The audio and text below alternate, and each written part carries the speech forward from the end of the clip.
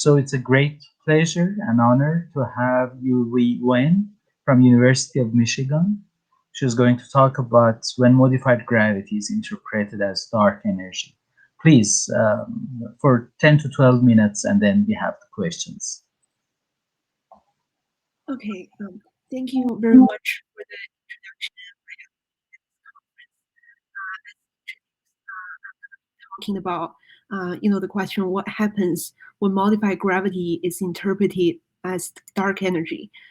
This work is done in collaboration with my advisor, Dragan Hutor at University of Michigan, and with our collaborators, Ava Nesbitt and Scott Watson at Syracuse University. So in our study of the accelerated expansion of the universe, there are various ways to parameterize dark energy. For example, the cosmological constant lambda, the constant equation of state of dark energy W, or as shown here, to parameterize the dynamical dark energy equation of state with two parameters, W0 and WA. But the true nature of the accelerated expansion of the universe could be due to some kinds of modified gravity theories. So if we just measure W0 and WA, we will wonder, would effects of modified gravity show up in those measurements? So the central question we want to address in our work is this. Can we find signatures of modified gravity in measurements of dark energy parameters? That is to say, would modified gravity theory, favor a certain corner or a certain region in the plane of W0 and WA? So we will provide a quantitative method to address this question. In the past, a lot of work has been done to study the observational implications of a certain modified gravity theory. What constraints could they put on some cosmological parameters? This process, as indicated by the arrow on the bottom, is called the forward mapping that goes from a theory to some cosmological parameters. But what we are interested in is the inverse of that process. That is, we start from the cosmological parameter space. So given a measurement of W0 and WA, what does it tell us about the underlying theory? When we look at a measurement of those two parameters, would they tell us, for example, some theories are consistent with this measurement, or some theories can be potentially rejected by this measurement?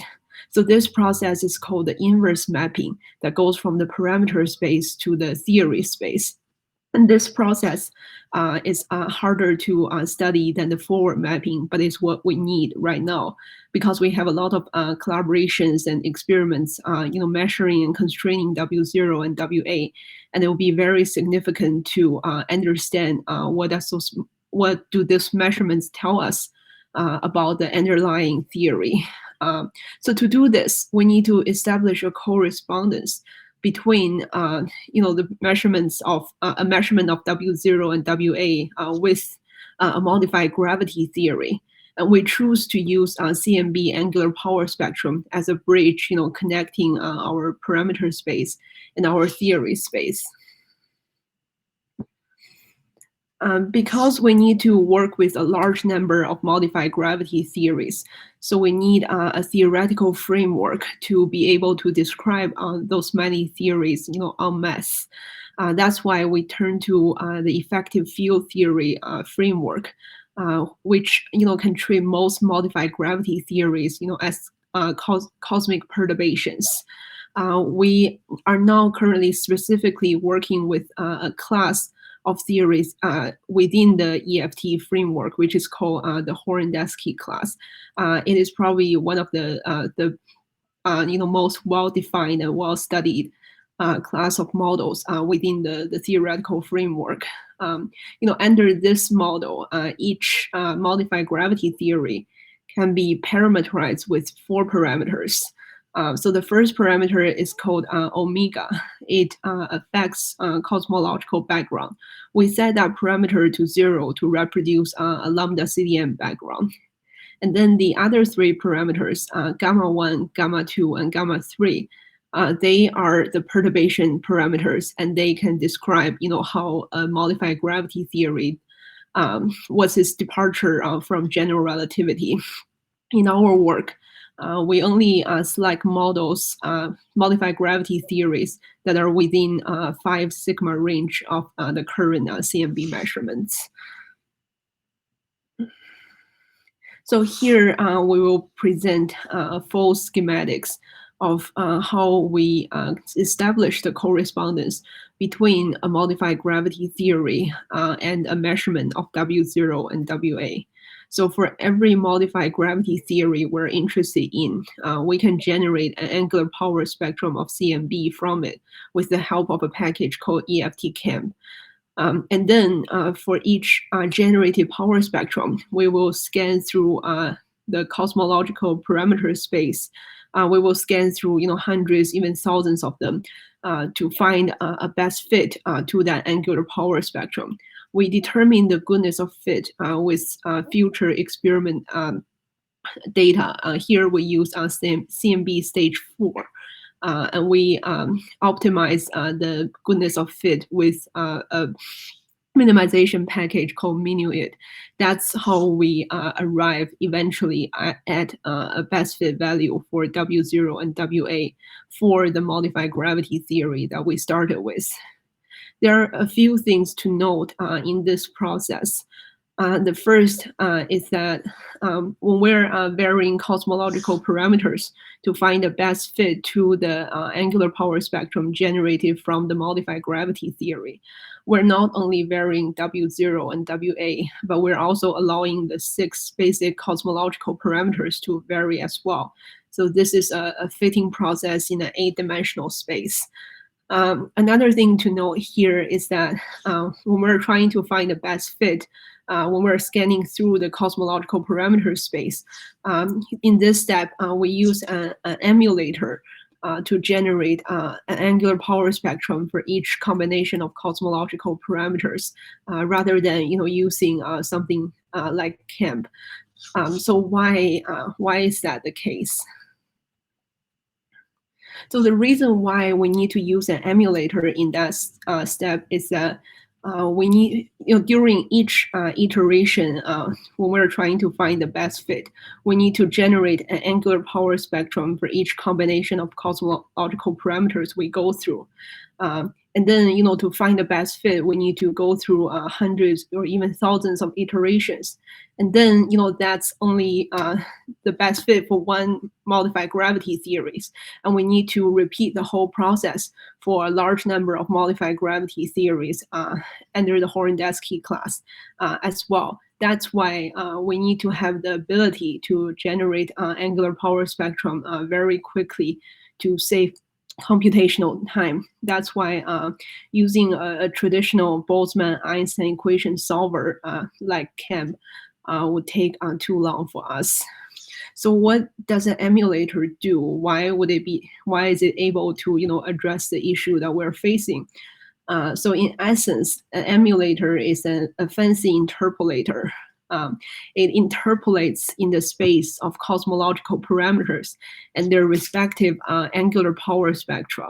So when we're given a combination of cosmological parameters that are off the grid, the emulator could interpolate between the grid points for us to generate an angular power spectrum without going into solving the Boltzmann-Einstein equation every time we go through the iteration in our fitting process. And that's why it's so much faster. So we set up, the grid points to use for emulators with a sampling method called Latin hypercube sampling. Yeah, so this is still a work in progress. We're having some results, but it's not completely finished yet. So here we're presenting a sketch of what we're expecting our results to look like. So here, as you can see, we populate the W0, WA plane with best fit values to different modified gravity theories. So each point, in the red elliptical or in the green elliptics, correspond to, a best fit value to one modified gravity theory, falling under that class. So then, when we obtain a measurement of W0 and WA, say it falls, on a corner in the red elliptical, then, we can look at the plot and say, this measurement tells us that, it might potentially be consistent with that part of the right class of theory, and it potentially, maybe rejects the green class of theory. So that is a run through of our project. Yeah, thank you very much. Okay. Thank you very much for nice talk, and we are on time. Thank you. So people are clapping hands in the chat. Thank you very much. So we have time for questions. If there are, please raise your hand to turn on the microphone.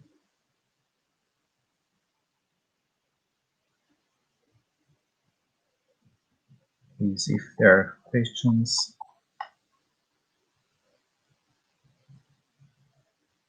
Okay, let me ask a question. So this the modified gravity parameters that you define, how they're introduced? They're in the modified Poisson equation, or the gamma, the two small gammas.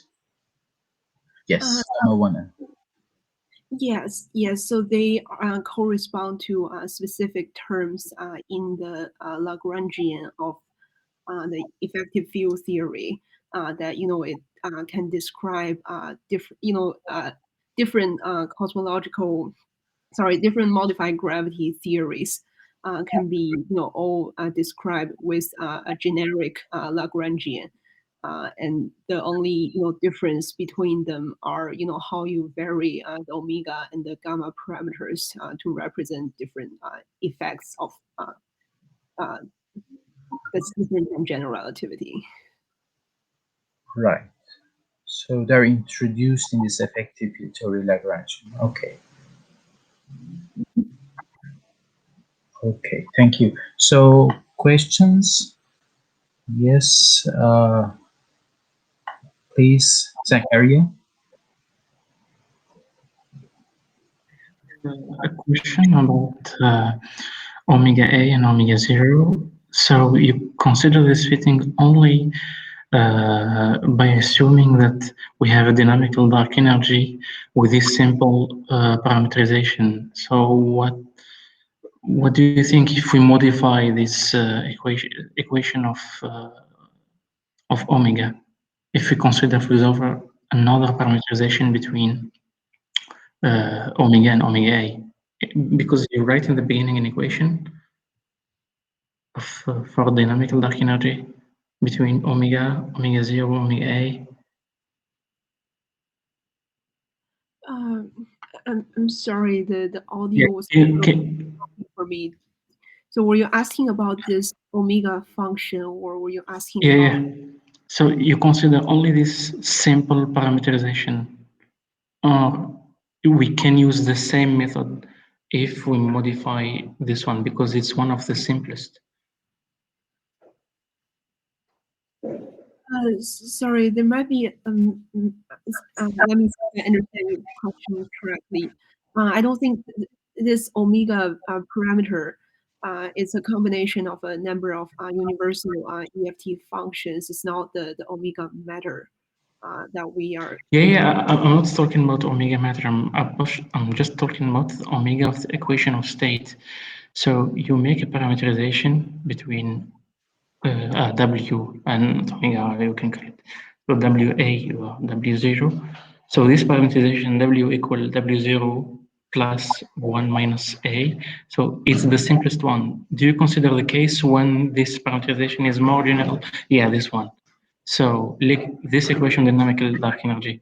So this is, we use it in most cases, but do you consider marginal light parameterization between these terms? Okay, so you were asking, are we considering more complicated parameterization? Yes. Yeah. That's... I see. Sorry. Yes. So the reason why we choose this parameterization, first is one of the the most well-studied parameterization of the dynamical dark energy. It's simple, but it's very it's one that's very stable at high redshift. It doesn't blow up as some like other parameterizations might be. So so currently we're only considering this one also because it's what studied most in experiments, so we can obtain experimental constraints on it from various collaborations. But yeah, that's a good question. That's definitely it's not there's no hard reason to just constrain the work in those two parameters. It's definitely something that could be considered for future work. Okay, thank you. And the second question, how you can relate these three parameters of departure of deviation from GR with the fundamental parameters of Radomski, like lambda m and lambda t and so on. So what is the relation between lambda m, alpha m, alpha t, and so on, and your parameters of deviation of GR? How do I relate W0, WA with the other cosmological? No, not W0, WA. You defined a three parameters of deviation from GR. So how you can relate them? Yeah, you relate them. Are they the same of Radomski theory, like alpha T, alpha M? Are they the same parameters of Radomski theory, or just other random parameters? You mean how do I relate the gamma parameters with Yeah. parameterizations of other EFT theories? No. With the parameter of Radomski theory, alpha m, alpha t. I'm sorry, I'm not exactly sure. Okay. No problem. But thank you very much. Okay, great. So the last question, Hanuwulku, please. Hello, thanks for this talk. So my question is, does effective field theory models are always or mostly distinguishable on W0 WA space? Are there examples that different effective field theory models shows highly overlapping W0 WA contours? Yeah, that's a very good question. So right now we're only studying one class of effective field theory. So it shows its own relatively continuous 2D contour. Okay. But yes, I would. That's not something I'm like I have a result on right now. But yes, that's a very good question, and that's something definitely we are trying to figure out. I understand. So right now, this question is hard to be answered. Right. Yeah, we don't have results on it yet. I understand. Thank you. Okay, thank you very much. Let's thank again Yuewei Wen. And fortunately, there are a couple of good comments in the chats, question and answer that Dragon help us. Thank you, Dragon. Okay, thank you. So I want to ask our second speaker, Luis Perenon. Luis? I'm here. Okay, great. Perfect. Everyone? Hello. So, Luis, I assume that your file is ready in the file list if you want to open correct. it from there. Yeah. Perfect. All good, sound correct? Perfect. Everything is great. So we are very happy to have Luis Perenon from the University of the Western Cape. And he's going to talk about multitasking, the growth of the structures. Thank you very much for joining us. Please go ahead. Thank you for the to everyone for the beautiful conference so far. It's been so interesting. Okay, what I'm talking about today is a little fun project that we're about to wrap up with my collaborators that you see at the bottom, where basically we use multi-task Gaussian processes to reconstruct the growth of cosmological structures. So the idea is that we want to be as model independent as possible to reconstruct some data, make some data reconstructions on the growth of structures. Maybe model independent, I mean, it's a big word these days. So I'd rather say we're trying to do agnostic cosmology, meaning we're trying to make predictions from data without considering any gravitational model. So Gaussian processes have been very popular in cosmology over the last decade. A lot of papers exist on reconstructing background observables, but not so much in the perturbed sector of the universe. So that's the first reason why we wanted to look at the growth of structures. There's already a couple of papers, but what we were also interested in is to reconstruct not only F sigma 8, the RSD parameter, but also F and sigma 8. And you have recently some papers that were able to disentangle those measurements using either galaxy-galaxy lensing or the bispectrum. So that really motivated us to look into this multitask approach where we could reconstruct those three data sets together in a joint manner, joint and non-independent manner. And our goal is basically to see if in the future we'll be able to spot differences between ΛCDM and some modified gravity or dark energy models. So maybe in a few words, what are Gaussian processes? So basically you can see them as the collection of a Gaussian random variables defined over the redshifts you're looking at, where in each point you will have a mean and a variance. So your Gaussian process will be defined by a mean function and a big covariance function. Typically, to construct this covariance function, you'll use some kernel, which the example I show you here is the squared exponential, is probably the widest used in cosmology. And basically the input here is that you have two hyperparameters, sigma, the signal variance, and c, the correlation length. And what you'll typically do to make a reconstruction is to minimize those parameters with your data. And that is what you call optimizing the hyperparameters in a machine learning vocabulary. As soon as you've done that, you have expressions which I haven't put here, but you can then predict the mean of your latent function, so the functions you're trying to guess with your data, and its covariance. The thing is, if you do single task, so that is standard GP, you will also only consider what happens on one data set, for example, on F, and you'll just have one kernel. When you want to do this joint reconstruction of the three data sets of the three functions, because you know those functions are not independent, those observables are not independent, they're all somewhat traces of matter perturbations, then you should consider this big covariance, this big kernel, if you want, where the diagonal terms are now the convolutions of the corresponding functions. So our setup was to first pick three fiducials that have been constrained properly and in depth, and we use ΛCDM as our benchmark. We use the W0, WL, CPL parametrization, and also the mu and eta parametrization.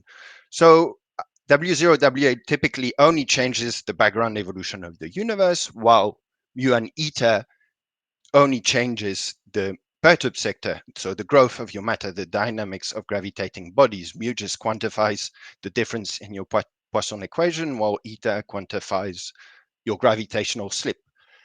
So we use the models as constrained in the Planck 2018 paper. And we put ourselves in the prospects of nominal stage 4 galaxy surveys. And to do that, we consider MOCs with 20 measurements uniformly distributed between z equals 0 and 2. And we consider 1% relative error bars around those fiducials, and we deduce the corresponding distribution. Here you have an example on the right of a typical reconstruction where you see overplotted ΛCDM's prediction from Planck. There's no GP here, there's no mock data. and the optimized Gaussian process reconstruction, single task, only using the F-Sigmite mock data. So to make sure that we're trying to be as model independent as possible and that our results are quite robust, we test many kernels. We also see if our mean prior, so the mean that you give to your Gaussian process, has an effect, and also that your reconstruction is not just simply at the end of the priors that you put on your hyperparameters. So once we've seen, which we did, that this is all good, we take a next step. And this is essentially the more or less the summary of our results, or the highlight of our results. So the first row with all those plots, I'm basically plotting, if you want, the residuals with respect to the fiducial. Here I show you the case of W0 WA model.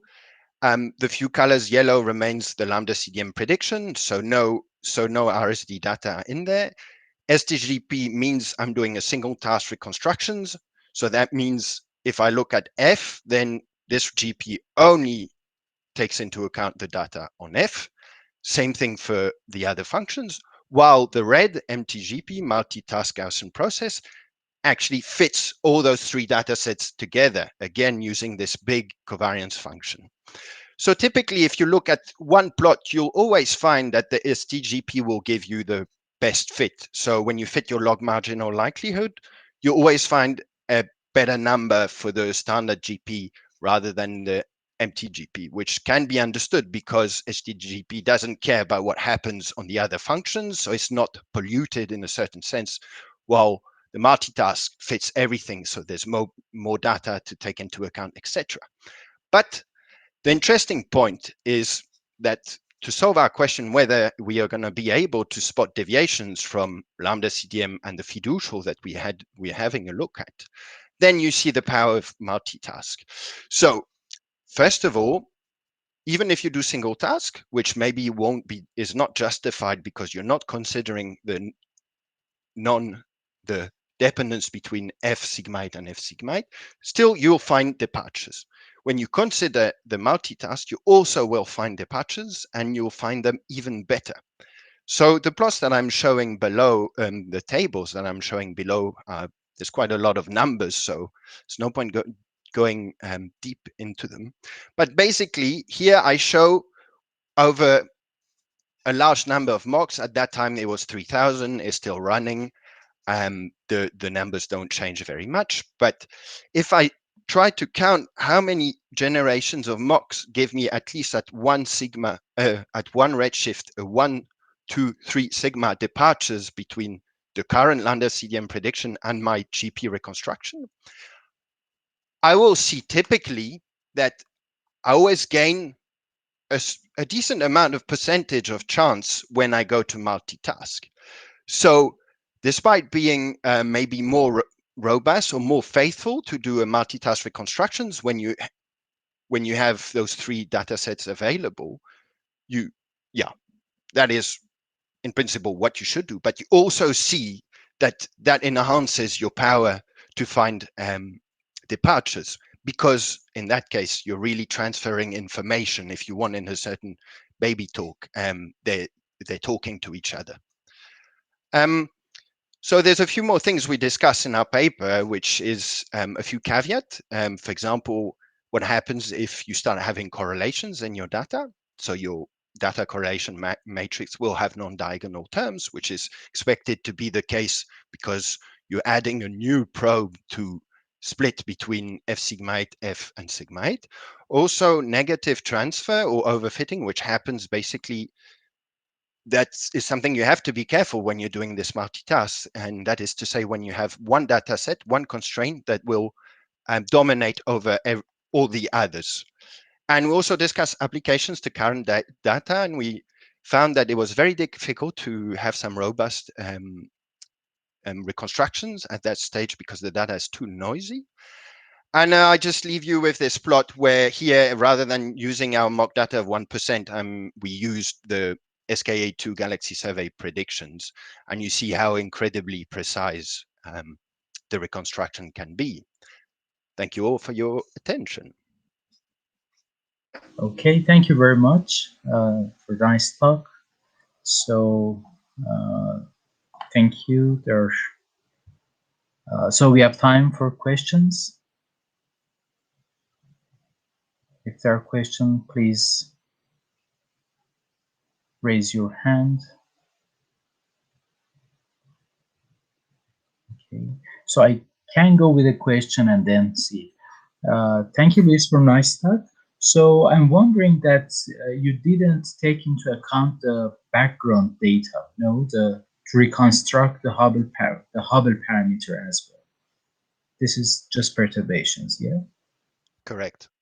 So my question is it possible to assume that we have this F and F sigma 8 data and the Hubble parameter data from the supernova or etc. and do this fitting simultaneously?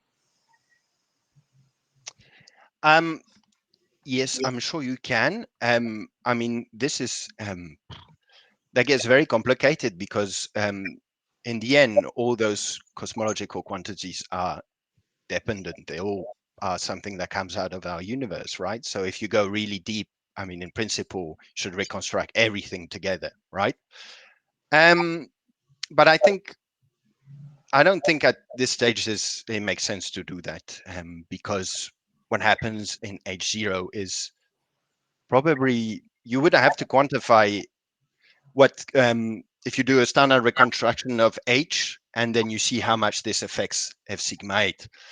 But the Right. problem is if you start doing that, then you're no longer agnostic because you're already acknowledging the fact that H0 and F sigma 8 have an effect on each other. While here,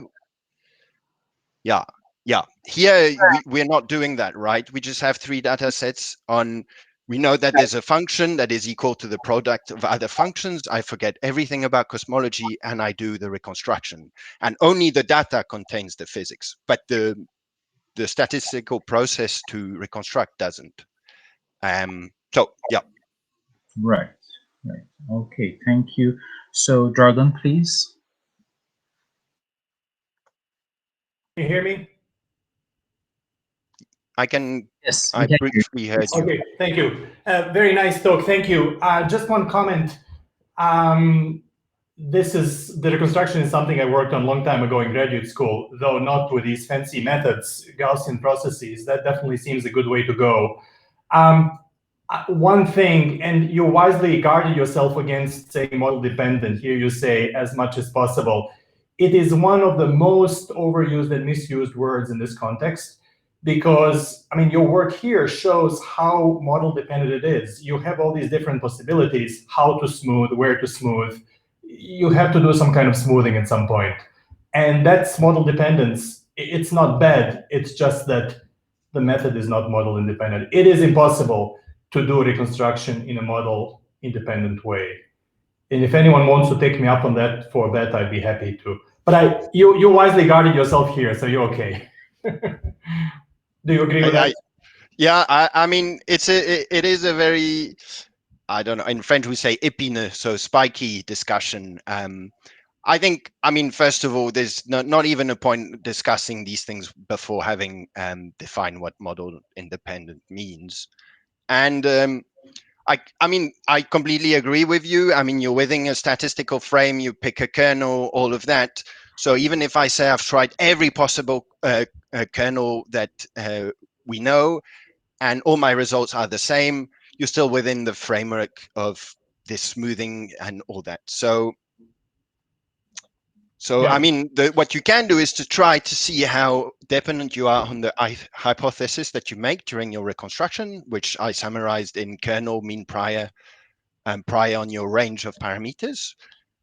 But yes, somewhat you're always going to be model dependent. I think that my claim of saying we're agnostic and we don't consider any gravitational model, this is a fair claim. Yeah, that's right. Good, thank you. Thanks. Great, thank you. So, questions?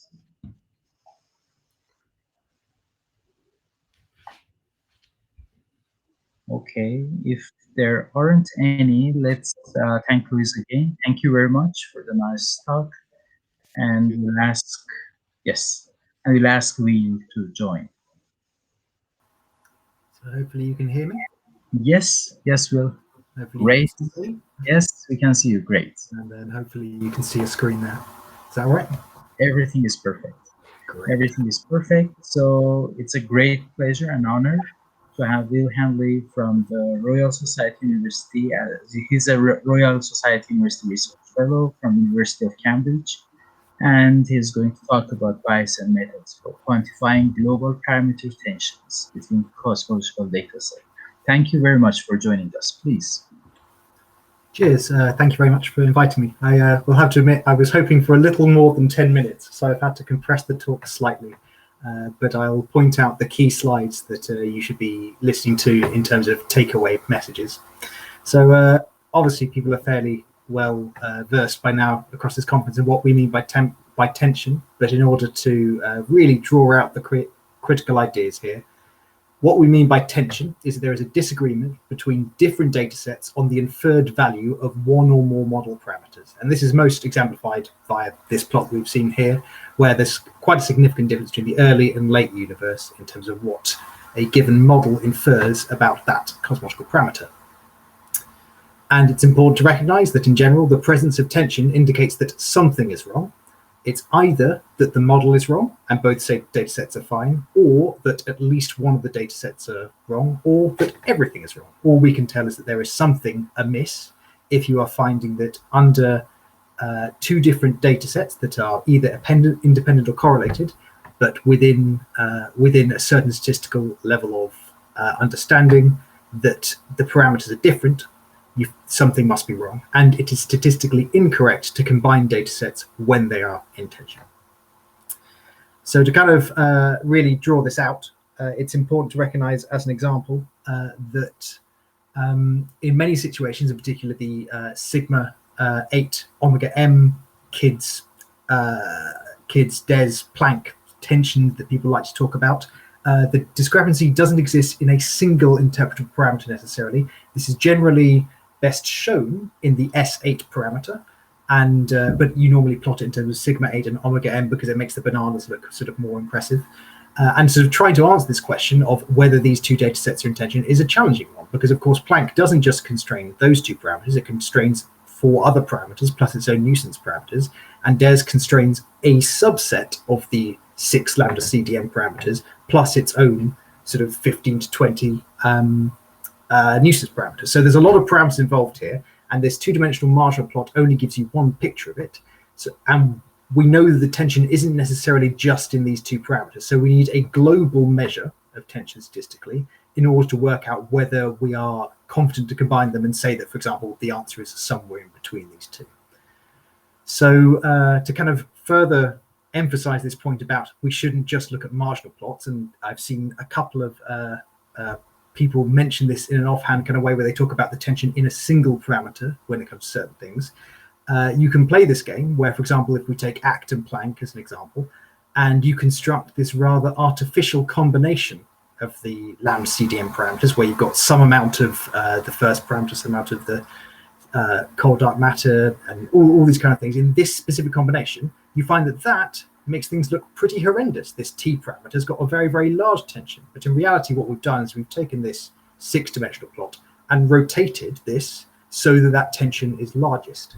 And in fact, you would expect, even if things are fully consistent, that in the largest tension parameter, it should be about root d sigma in tension. So that means for a 6-parameter model, you'd expect the maximum tension parameter to be about between 2 and 3 sigma in tension, naturally, as in within usual statistical fluctuation. So looking at just the S8 parameter and saying, oh, that looks a bit bad, might be that you have over time gradually picked your parameter in which this is most discrepant, but actually it's just most discrepant by statistical chance.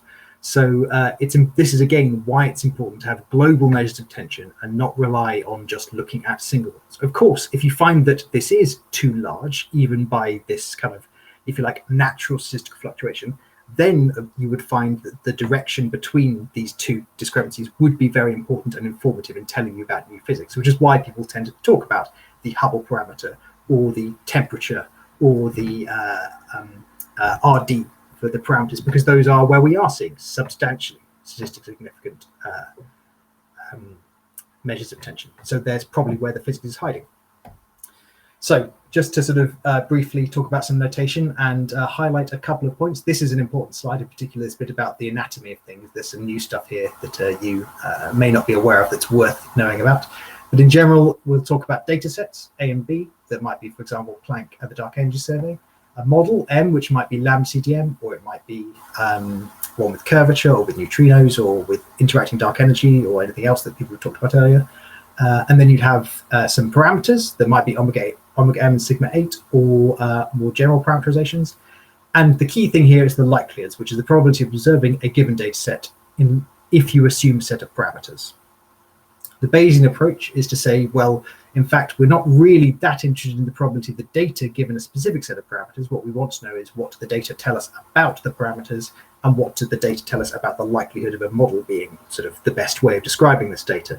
And in a Bayesian approach, you do that by placing a measure on the parameter space, which was, in other words, is a prior, and then from that deriving posteriors and Bayesian evidences via Bayes' theorem, and numerical Monte Carlo tools like nested sampling or Hamiltonian Monte Carlo or Metropolis Hastings.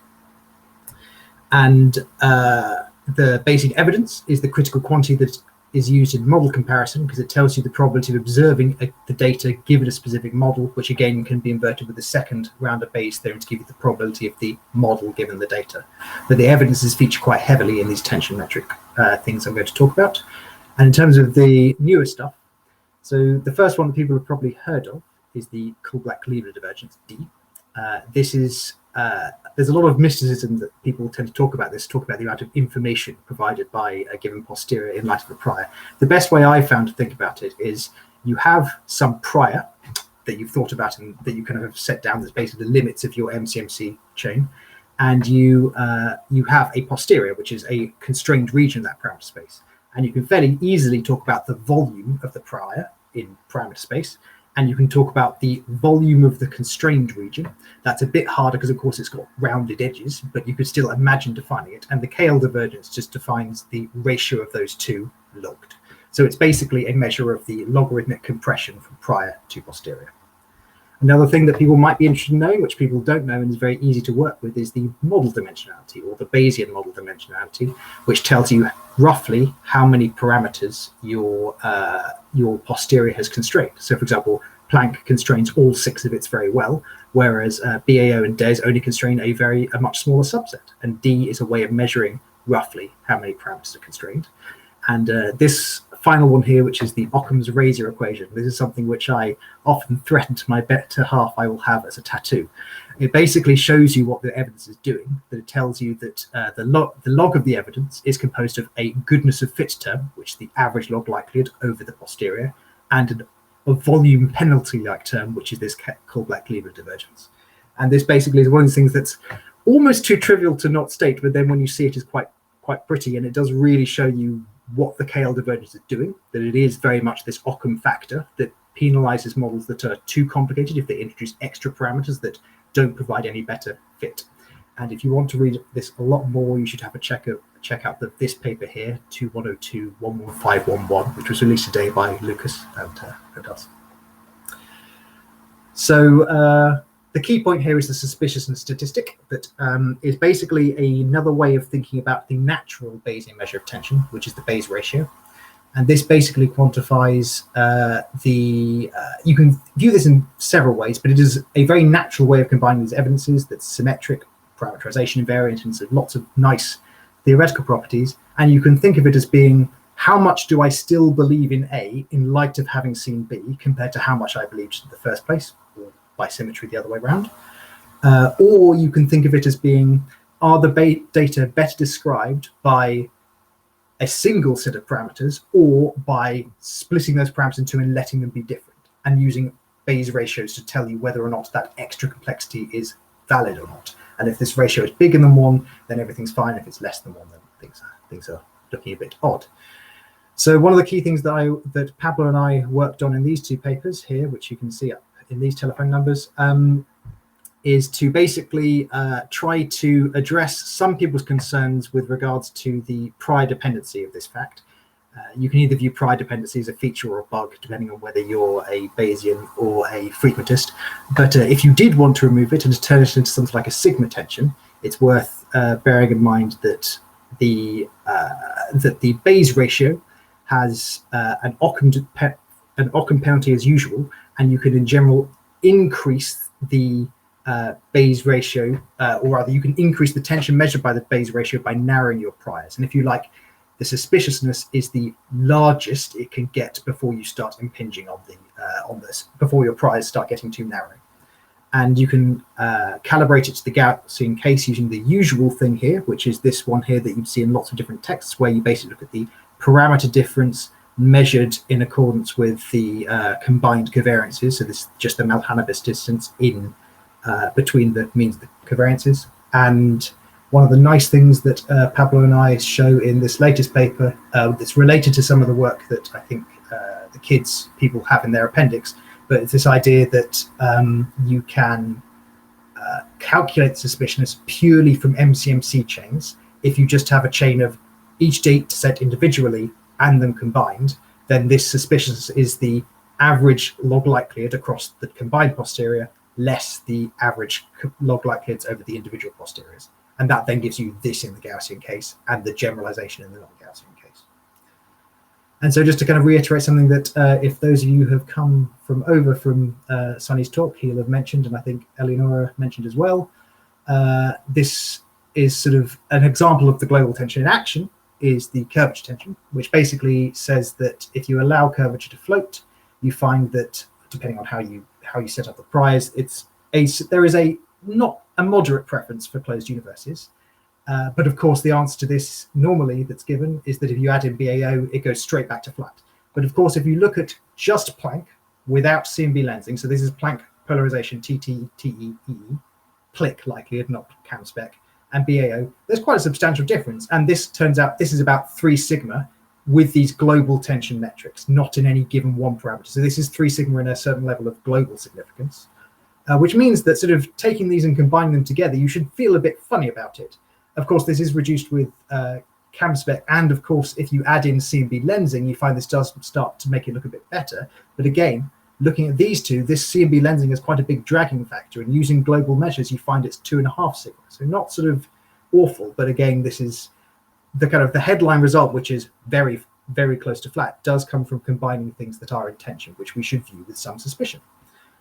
This conversation here has been going on for a little bit, particularly between George and Stephen's paper, where they point out that if you put things to CAM-spec, things do certainly get a lot less bad. But one of the things that I will just point out is that the BAO summary statistics and indeed the lensing simulations do have an implicit fiducial ΛCDM assumption at their heart.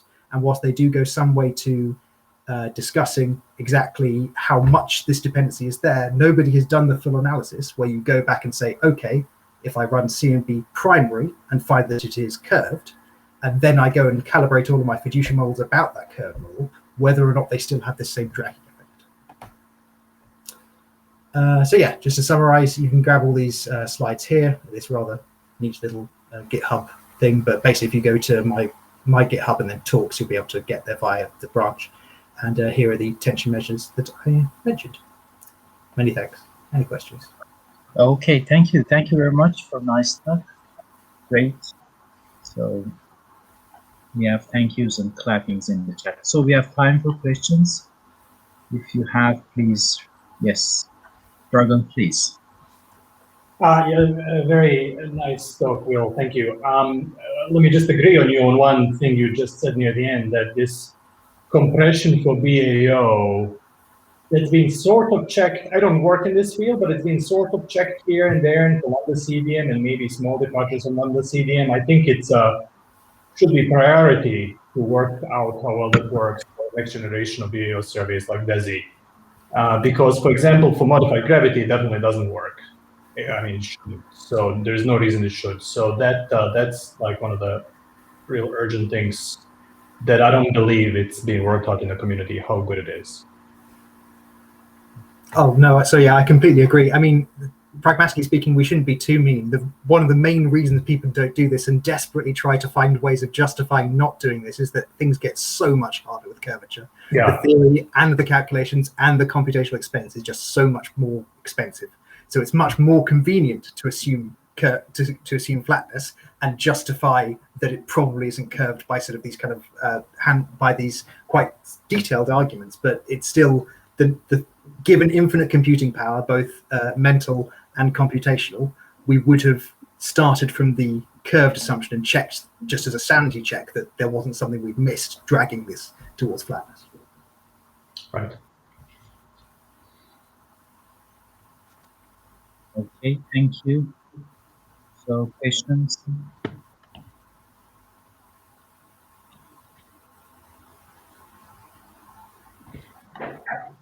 If there are questions, please raise your hand. I did talk about stuff that wasn't curvature.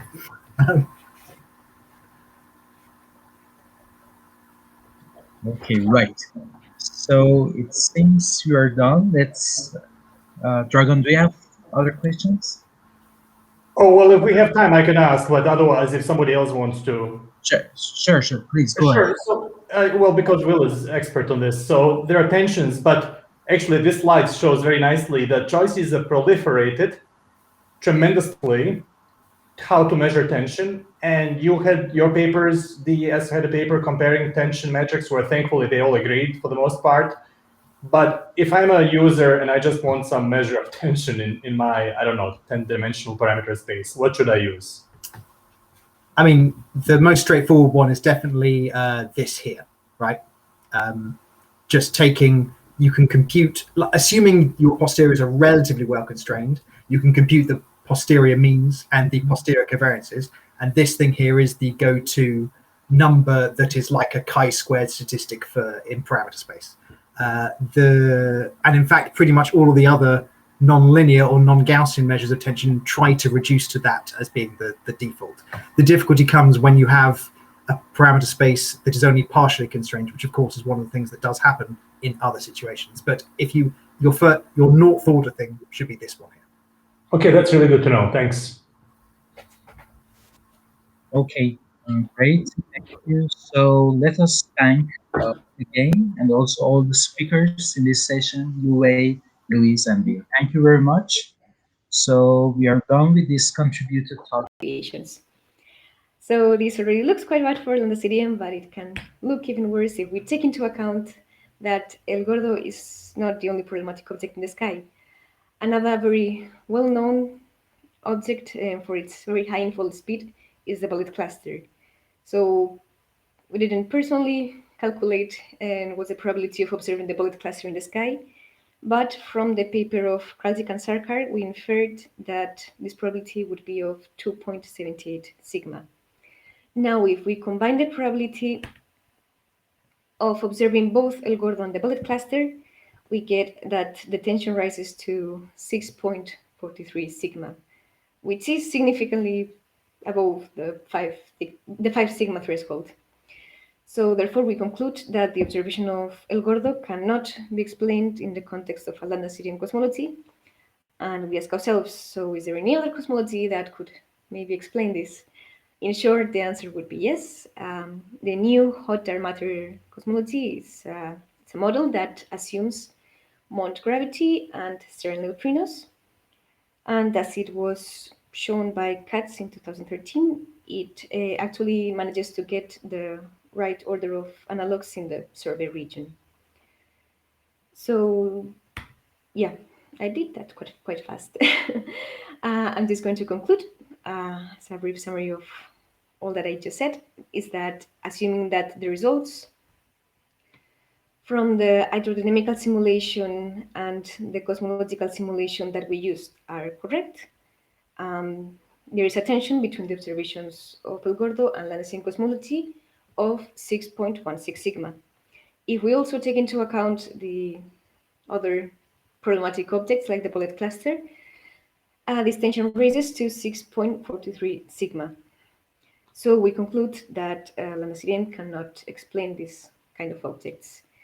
But we propose as a solution another cosmology, which is the new hot dark matter cosmology, which is better explained in Haslbauer 2020, and he's also going to explain it better when he gives this talk today. This is a cosmology that actually can get right the number of analogs, or the right order of analogs in the survey region. So that's all I wanted to say. If you want more information, you can directly read the paper. If you want something shorter, you can read either of these blog posts. Yeah, that's all. Thank you. Okay, thank you very much, Elena. It's for nice talk and be on time. Great. So everybody's clapping hands in the chat. So we have time for questions. Oliver, please turn on your microphone. Do you hear me? Yeah. Thanks for this interesting talk. I wonder about the observational uncertainties. Have you taken them into account, and can this somehow mitigate the problem? So I mean, I would say that the El Gordo is fairly well observed. Like maybe the mass could be better constrained. I mean the lensing observations obtain a mass of about 3 times 10 to the 15 solar masses for El Gordo. So I mean observations. I mean I'm not even talking about simulations. Just by observations, we know that the mass of El Gordo is of 3 times 10 to the 15. So yes, this could be better constrained, but hydrodynamic simulations do not also support a lower mass. So I'm not sure this could help.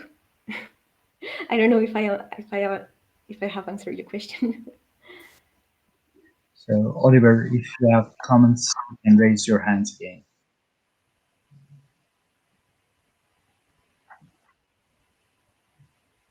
Okay, now I think it's fine. It's just exactly that I'm thinking about what is the lower mass, for example, which observations allow, and then do this exercise again, and then see how much the tension is. So stuff like that. I'm just asking. The paper will also try that lower mass just to see what happened. And I mean, the mass has to be like significantly lower in order to get below the 5 sigma. Okay, that's good. That answers my question. Thanks. Perfect. Thank you. Dragon, please. Yeah, hi. I have a similar question, like Oliver, except a little more concrete. Have you taken into account the so-called Eddington bias, which is the fact that for objects coming from a very steeply falling mass function, it's much more likely that a less massive object scatters into looking more massive than vice versa. It's very unlikely that when you have things on a steeply falling mass function. So this we found in the paper led by Michael Mortensen that this plays a big role when assessing significance of these very massive clusters. And if you don't take that into account, you get quite a different and more extreme conclusion than if you do, and you should take it into account. So I'm just wondering if you took the Eddington bias into account. So I mean, in this work, we didn't use the Mortensen line method. I've read other papers that actually use it. But from what I understood, this is something that also should be taken into account in the by the mass function that you use in the simulation box. Like besides the analysis, the simulation box. I mean, if the simulation box has a good enough statistics and it's large enough, it should be already taken into account by this. It would be the case. It would be the case if you apply observational error. If you don't, it won't show up. And as for Mortensen, don't follow Mortensen. You can follow Eddington. But I think this has to be taken into account. So it would be taken into account if you were to apply to your box the observational uncertainties. Anyway, that's all of my comment. Thank you. I'm not sure how to answer that.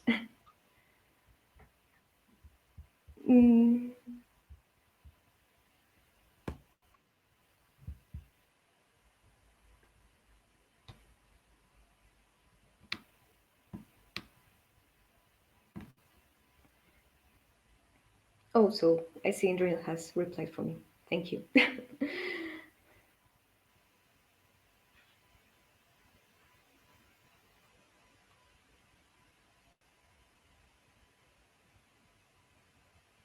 So, Indra, Hello, can you hear me?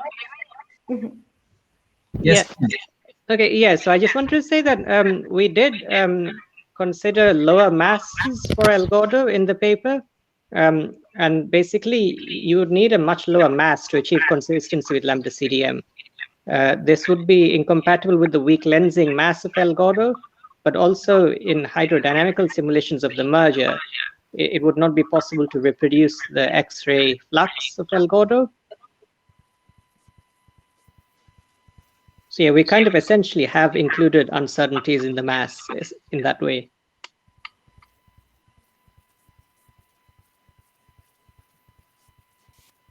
Okay, perfect. So, Konstantinos, do you have a comment? Or? Yes, hi. Just a comment about the X-ray fluxes. I guess that since Elena, I think, said that El Gordo is a relaxed cluster, if I'm not mistaken, somewhere. This could be also the case that it's a cool core cluster, and maybe if the results are based only on the X-ray flux, based on that, maybe the mass would be overestimated at the end. But the mass is not based only on the X-ray flux. It's also the weak lensing and the morphology. From the weak lensing, yeah, okay, then there's no effect. But just know that X-ray masses and SZ masses as well are heavily affected by the morphology of galaxy classes. But yes, but I was talking about the X-ray flux in a hydrodynamical simulation, not merely using a scaling relation. Okay, yeah, thanks. Perfect. Okay, thank you for the questions and answers and comments. So, if there isn't any new question, we can thank Elena again for her great talk. Thank you. Perfect. Okay, so Konstantinos, do you hear me? Yes, I can hear you. Perfect, perfect. Okay, so I assume that you're going to have a recorded file, yeah? Yeah, it's recorded, but then I'll be here for questions, of course. Perfect, perfect. So first let me introduce. So it's a great pleasure and honor to have Konstantinos Migkas from University of Bonn, and his talk will be about the local universe is anisotropic, galaxy cluster seems to think so. So I will going to play the video file, and then we have the answers and questions. Should they play the file or? Yes, I will try to do it now. Yeah. Hello, my name is Konstantinos Migkas, and today I will talk to you about galaxy clusters and what they can tell us about the isotropy of the local universe. So as we all know, the cosmological principle is a fundamental pillar of the ΛCDM cosmology, and it states that the universe must be isotropic and homogeneous over sufficiently large scales. In practice, this means that the expansion rate, or Hubble constant, should be statistically similar towards every direction of the sky, that extragalactic objects like galaxy clusters should have the same intrinsic properties regardless of their position at the sky, and due to the homogeneity of the matter distribution, no significant bulk flows should exist for scales larger than 200 megaparsecs. How can we use now galaxy clusters to test the hypothesis of isotropy? As you all know, galaxy clusters contain huge amounts of hot intracluster ionized gas, which due to its very high temperatures, it emits brightness radiation and the X-rays, making galaxy clusters very luminous at these wavelengths. So this allows us, of course, to measure the X-ray luminosity of galaxy clusters and the temperature of this hot ionized gas at X-rays. At the same time, this hot gas creates a distortion in microwaves, and specifically at the CMB maps, through some inverse Compton scattering of background CMB photons, which is called the Zunyaev-Zeldovich effect. And we can actually measure and quantify this distortion through the Compton Y parameter, which is very representative of the density, temperature, and mass of a cluster. So scaling relations of galaxy clusters are motivated theoretically, and have been observationally established for many years now. And their logic is quite simple. So we have a galaxy cluster with a higher mass. This would mean that the trapped gas would also have a higher temperature. At the same time, more photons will be emitted, so a higher X-ray luminosity, and of course, a stronger distortion at the CMB maps, so a higher Compton Y parameter. So as these quantities scale with mass, they scale with each other as well, and this scaling is described by simple power laws, as you can see at the bottom of the screen. So for the project we are performing here, testing the isotropy with galaxy clusters, the key measurement is the temperature of clusters. And this is because one can just observe a galaxy cluster at X-rays, extract its spectrum, and through fitting of the appropriate models, we can actually determine the temperature of hot ionized gas, as we also determine the redshift or the metallicity of a cluster. So the important thing here is that this whole process is free of any cosmological assumptions. So cosmology doesn't enter anywhere through that procedure. At the same time, we know that temperature scales with other quantities which strongly depend on cosmology. For example, the X-ray luminosity and the Compton Y parameter. So by measuring the temperature, we determine the right part of the equation. And by assuming some cosmology, we can calibrate the left part of the equation to match the right part of the equation. Doing so, we can actually constrain H0 towards different sky directions, and scanning the whole sky, we can see if H0 seems to be statistically isotropic or not. It's very important here to highlight that through this method, we cannot actually put absolute constraints on H0 for now, but we can precisely measure relative differences of H0 through the sky. So this is a novel method to test the isotropy of the universe with galaxy clusters, and it's completely independent to whatever has been done up to now. The basic sample we are using is the E high-flux sample, which is a sample we constructed. It's homogeneously selected at X-rays. It covers the whole sky pretty much uniformly, as you can see here, and it mostly contains the majority of clusters lie below redshift 0.25. We also use two additional galaxy cluster samples completely dependent to each other and to our own in order to improve our statistics and cross-check our results. So how tight are the scaling relations of galaxy clusters?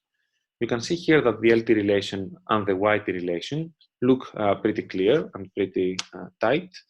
Actually, the YT scaling relation has a smaller scatter than the LT relation, making it more precise. But the correlation is pretty clear and straightforward. Now, if we perform the procedure we described above, if we constrained H0 differences through the sky through the LT relation, we find this. We find this clear spatial variation of apparent H0 through the LT relation using roughly 800 galaxy clusters. And the range that H0 varies is from roughly 66 to 73 kilometers per second per megaparsec, and with a 4 sigma statistical significance, which is far from negligible, of course.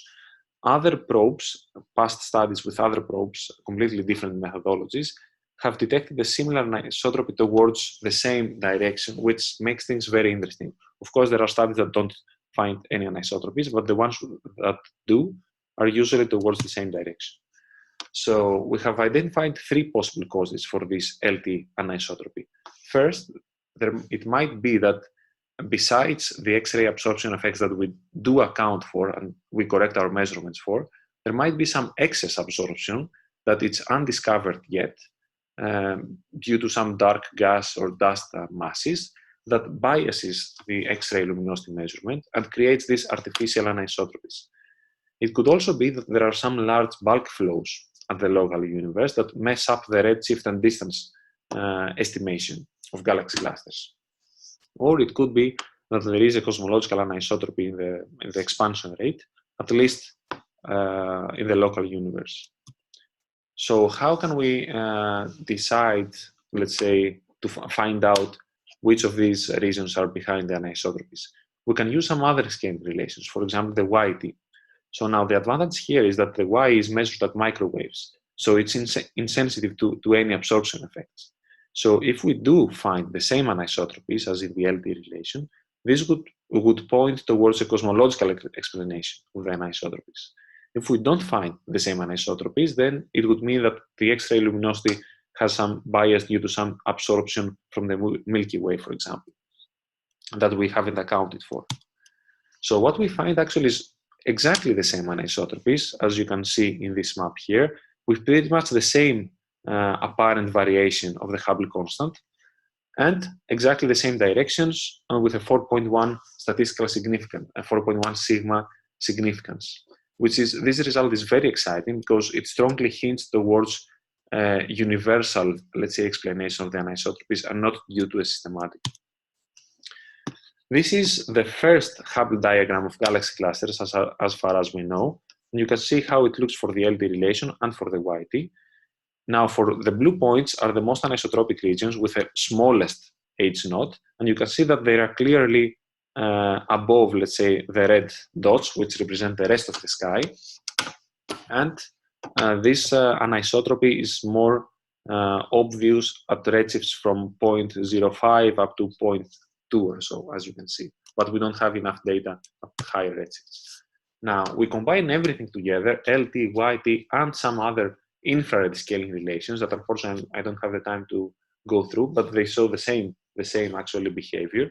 We combine everything into one single multi-wavelength anisotropy map, which is the main result of this work, and which you can see here.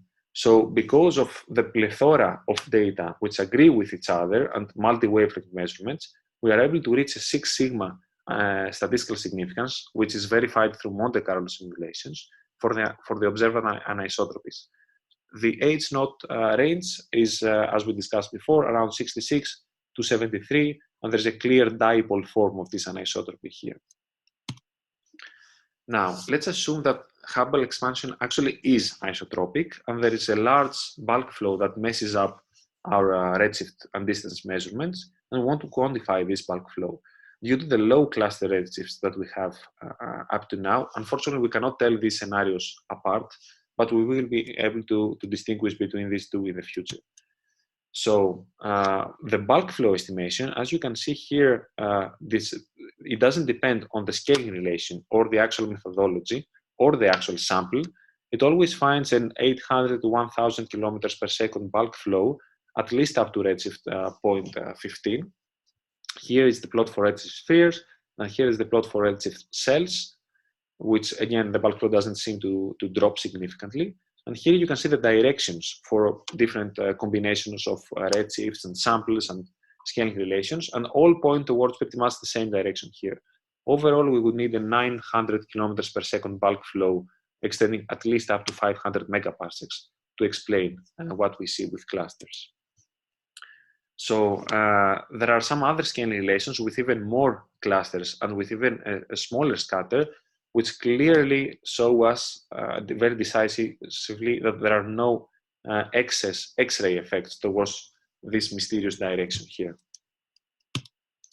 Now, we have performed all the tests that we could think of and all the tests that the community suggested to us. We couldn't find any explanation for what we saw. And to summarize, galaxy cluster seems to indicate that there is a very strong anisotropy, statistically strong anisotropy in the Hubble constant locally, or a large bulk flow, both of them contradicting ΛCDM at a high significance level. And of course, we will keep looking for new systematics that no one have thought of in the past. Maybe we'll find something there. Nevertheless, things seem really, really interesting for now. Thank you very much for your attention. Great, thank you. Okay, Konstantinos, nice. We have you. So, first of all, let's thank for the great talk, and we have time for questions. Perenon, please. Hello, Kostas. How are you? Hi, Perenon. I'm fine. I hope you're fine too. Great. Thanks. Very nice talk. And again, it's not a question; it's a comment. It's interesting to see that most of the studies converge on that direction. If you remember our study, also we taught on a supernova. found the anomalous direction to be similar to the direction you found. Anyhow, very nice work. Yeah, thank you. Yeah, I remember your paper, and that was actually a motivation for us to pursue these topics. Thank you. So, Indranil, please.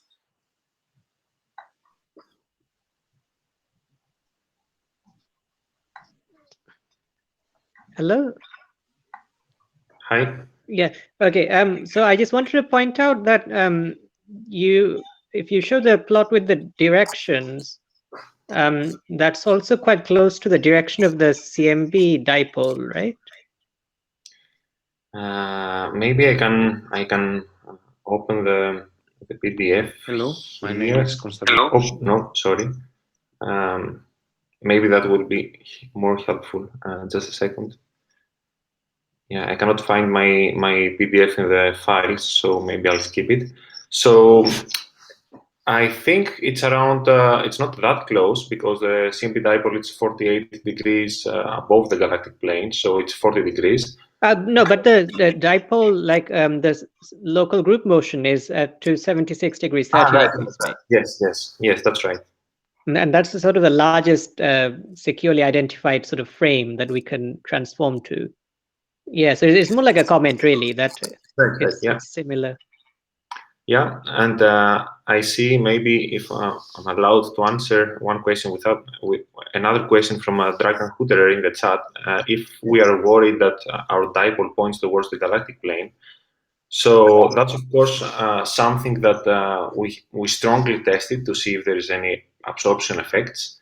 But the fact that the anisotropy is also detected in microwaves and infrared, and the fact that actually bulk flows are usually toward that direction anyway, from the talk from Michael Hudson yesterday, we know that the galactic plane is a common suspect, let's say, for such local motions in low redshifts. So I wouldn't say it's that peculiar. Also, the galactic plane covers roughly 36–40% of the whole sky. So it's not a small probability that an anisotropy would fall there, let's say. Thank you, Dragan, for the comment. So I have a question as well. So your direction you found also reminds me that it's very near to this power asymmetry, dipole asymmetry that the Planck and WMAP team finds in the perturbation. I mean, not in the motion. Is it right? Right. That's right. Actually, it's I think 12 degrees away or so, which to be honest, I don't really understand the connection there, but it's something to not neglect and maybe keep in mind for future analysis. But yeah, it's very, very close. Right. Interesting. Okay. Thank you very much. Thank you actually for having me. Something that I didn't do in the recording to keep the time short. So I thank the organizers sincerely for giving me the opportunity to talk about my stuff. The pleasure is for us. Thank you very much. Thank you, Kostas. Okay, so great. We can move to Moritz. Moritz, do you hear me? Yes. Okay, perfect. Okay, and we can see you. Yeah, I will share my screen. Yes, you can share. And also, I assume that your file will be in our list, but sharing will work well. Yeah. So for sharing, there is a desktop sharing option in the top right. I guess you can see the presentation now. Yes. Okay, and hopefully you can also see my red cursor. Yes, fortunately, yes, we can see. Okay, great. So it's a pleasure to introduce Moritz Haslbauer from University of Bonn, and he's going to talk about the KBC voice for us. Please, go ahead. Yeah, thank you very much for having me, and I also would like to thank the organizers for this nice conference. So my talk is based on our recent publication, which investigates the KBC void and the Hubble tension in the standard model of cosmology and in Milgromian dynamics. I would also like to mention my collaborators, Indranil and Pavel Krupa. The idea of our project was to test if the observed spatial arrangement of galaxies on a gigaparsec scale can be explained by the standard model of cosmology called the ΛCDM paradigm.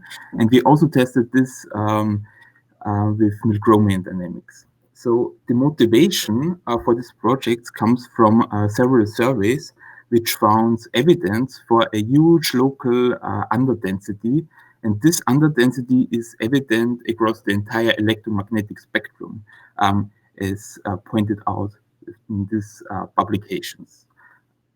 Here we focus on the work of Keenan, Barker, and Coe from 2013, who counted galaxies in the near-infrared regime. Here I show the plot where we have a Como distance and the density contrast. And at large distances, the galaxy luminosity density is very consistent between different sky regions and different surveys. So we assume that this is just the cosmic mean density.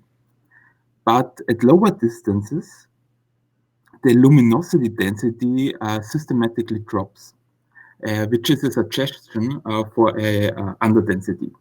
And here we show the result from the 2M++ galaxy catalog from Keenan in 2013, and they derived a cosmic mean, a density which is half the cosmic mean between a radial distance of 40 megaparsec to 300 megaparsec. And this covers 90% of the sky. And this is striking because the ΛCDM paradigm predicts very small density fluctuations on a 300 megaparsec scale. In particular, the RMS density fluctuations are 3.2%. And the idea is now to test, to quantify the likelihood of this KBC void in the standard model of cosmology. For this, we use the Millennium XXL simulation, which is an incredibly huge simulation, n-body simulation run with a box size of 4.1 gigaparsec.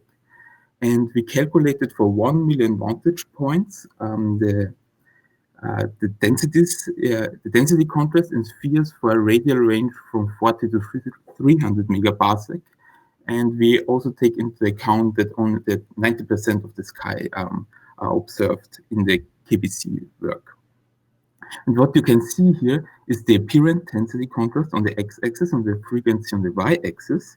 So for ΛCDM, we get this blue distribution, and the KBC void is given with this red line, and the scatter the width of this distribution refers here to the observational error of 6%. So we have to keep in mind that underdensity distorts the relation between redshifts and distances. And Keenan, Barker, and Coe used a fixed distance redshift relation where they assumed a Hubble constant of 70 kilometers per second megaparsec. But due to outflows of the void, this distorts this relation. Therefore, we have to apply a ISD correction. And this has the effect of broadening this distribution slightly, because the apparent underdensity would then be 4.8% instead of the 3.2% if we apply the ISD correction. And this is included here. But still, we have this 6% error from the observations dominates. And then we showed that the KBC void falsifies the ΛCDM paradigm at the 6 sigma level. On this plot, I show the local Hubble constant scaled by the global value and the apparent density contrast. So in ΛCDM, you expect on average the green dot. And the question is now, can explain the KBC void the locally high measured Hubble constant. But we also have cosmic variance, and here we show the 5 sigma density fluctuations, and this gives a 25% underdensity, and this has only a small impact to the local Hubble constant. But the observations show a much deeper underdensity and also a much larger Hubble constant locally than expected in ΛCDM. And you can see here from this plot that the 5 sigma limit you can reach in ΛCDM, even allowing for cosmic variance, would not be enough to get within this 5 sigma error ellipses as defined by local measurements. And this indicates a serious problem. When you combine now the KBC void and the Hubble tension, this causes a 7.09 sigma falsification of ΛCDM. And these implications are far-reaching because this would imply that you are not able to get from the initial conditions set by the CMB at redshift 1100 to the locally observed meta distribution. And therefore, in the second part of my talk, I will test now if Milgromian dynamics will work, using Milgromian dynamics, if this KBC void can arise, and if outflows of this KBC void can then explain the Hubble tension. And these outflows are here indicated with this red arrows pointing away from this yellow star. For this, we used the new HDM framework, which was proposed by Angus in 2009, which is a cosmological mond model. And this model assumes a standard expansion history because we have the same mass budget as in ΛCDM, but instead of cold dark matter, we go to a fast collisionless matter like light sterile neutrinos. And Angus 2007 discussed this in more detail with 11 electron volt per c² sterile neutrinos. And then following several other studies as listed here, mond is only applied to the density perturbations. And since a large enough cosmological mond simulation to study the likelihood of KBC voids does not exist, we set up a semi-analytical model which evolves the density contrast starting from redshift 9 up to present time. We said that the initial amplitude must be consistent with the CMB. And due to the non-linearity of mond, we also have the so-called external field effect. And the external field effect weakens the self-gravity within the void and affects the velocity field of the void. And here we assumed that the external field arises from large-scale structures beyond the void, and this has the effect that the void as a whole moves. Now I go to the first results of the new HDM model. This plot shows the time evolution of the density contrast for a sphere with a 300 co-moving megaparsec radius for a mond model and for the ΛCDM model. And when we compare now the blue solid line, which refers to mond, with the red solid line, which refers to ΛCDM, we can nicely see that the enhanced growth of structure in Milgromian gravitation leads to a much deeper voids than in Newtonian gravity. This plot shows the co-moving, the radial density profile of the best fitting model. So as you can see, 0.7 gigayears after the when the universe was 0.7 gigayears old, there was a very small density contrast, but as time evolves, the density contrast becomes much larger, and at present time we can fit the KBC void results within the 1 sigma range in the inner part and also in the outer part from 600 to 800 megaparsec at the 1 sigma level.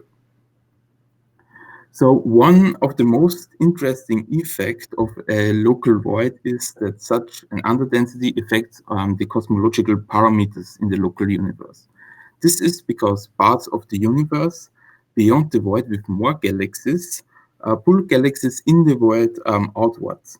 And this changes the motion of galaxies and making the universe to appear fast, to expand faster than it actually is. So Camarena and Mara, they jointly derived H0 and the acceleration parameter from supernovae data in the local universe, and they got a Q0 value, which is twice the standard value of what ΛCDM predicts. And this is again as a hint for a local void. And also hints for a local underdensity in the Pantheon sample has been investigated in these studies. So this plot shows H0 and the acceleration parameter. The green dot shows what Planck predicts. And this shows the results from Camarena and Mara. And here is and this causes a tension of 4.4 sigma here.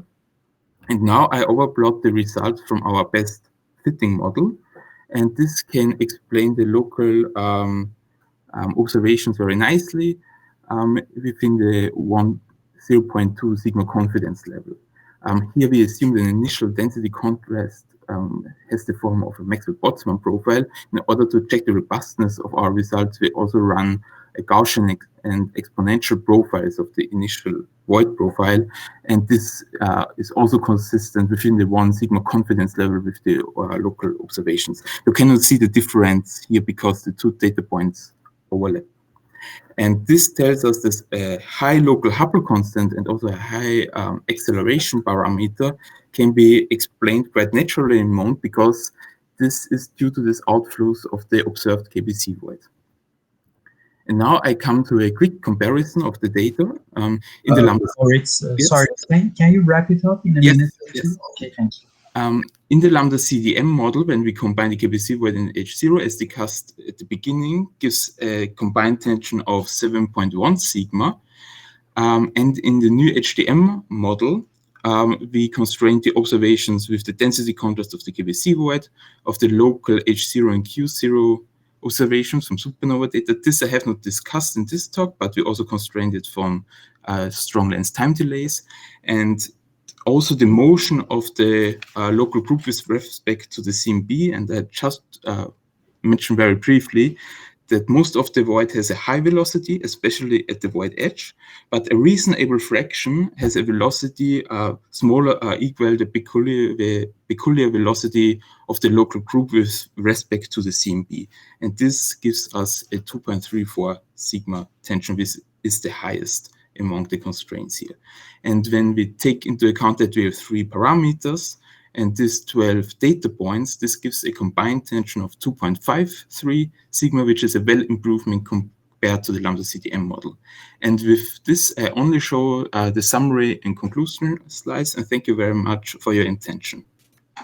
Thank you, Moritz, for a nice talk. So we have time for a couple of questions. So Sunny, please go ahead. Hi, can you hear me?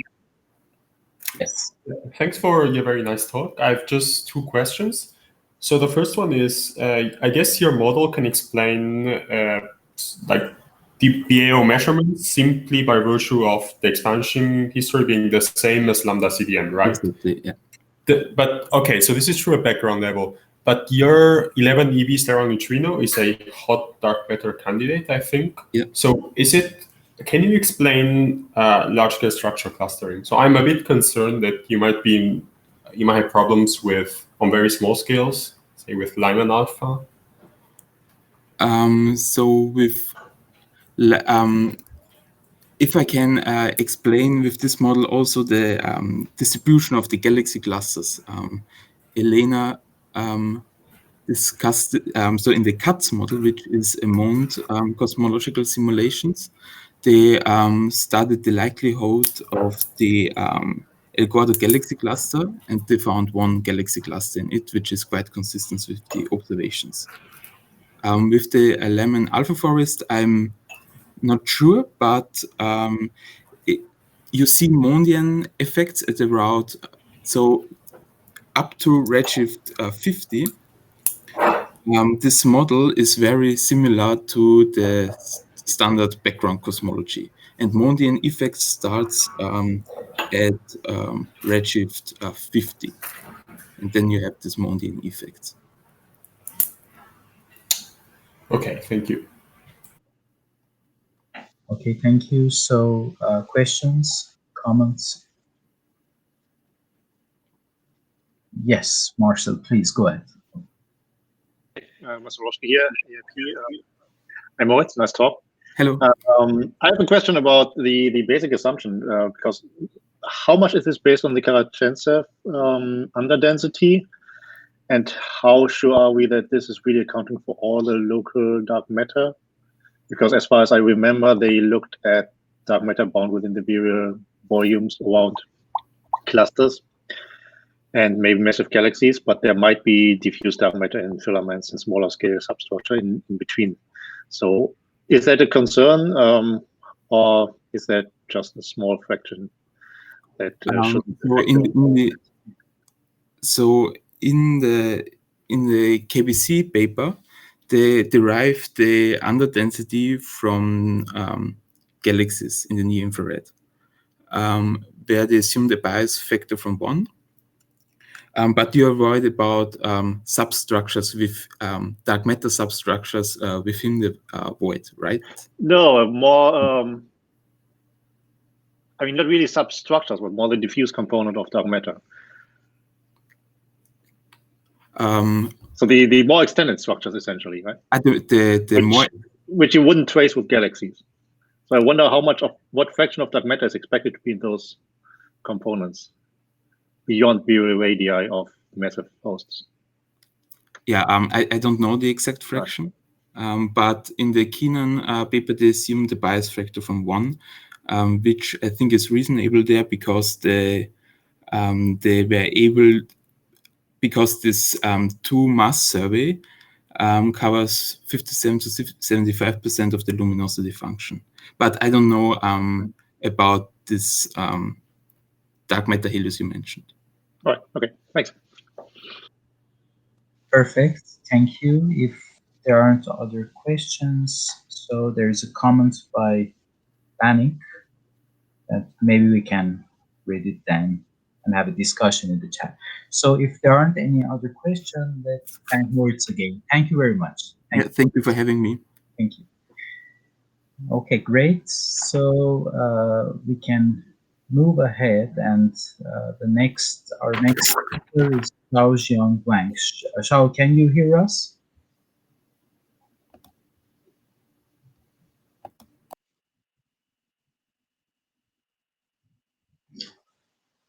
Yes, I can hear you.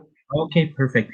So I assume that you send us the video and I can play it from the list. Okay.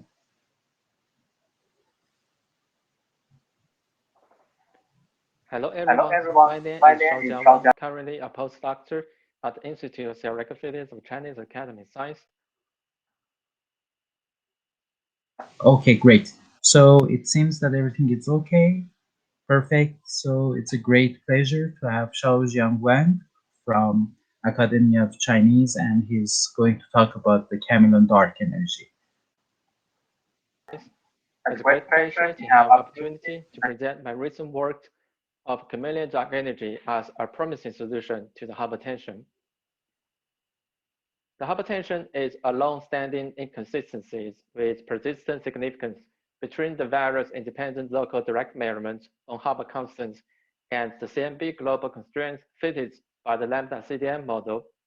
At the left-hand side, I have collected as many measurements of Hubble constant as I can find in the literature that could be fitted into a single plot.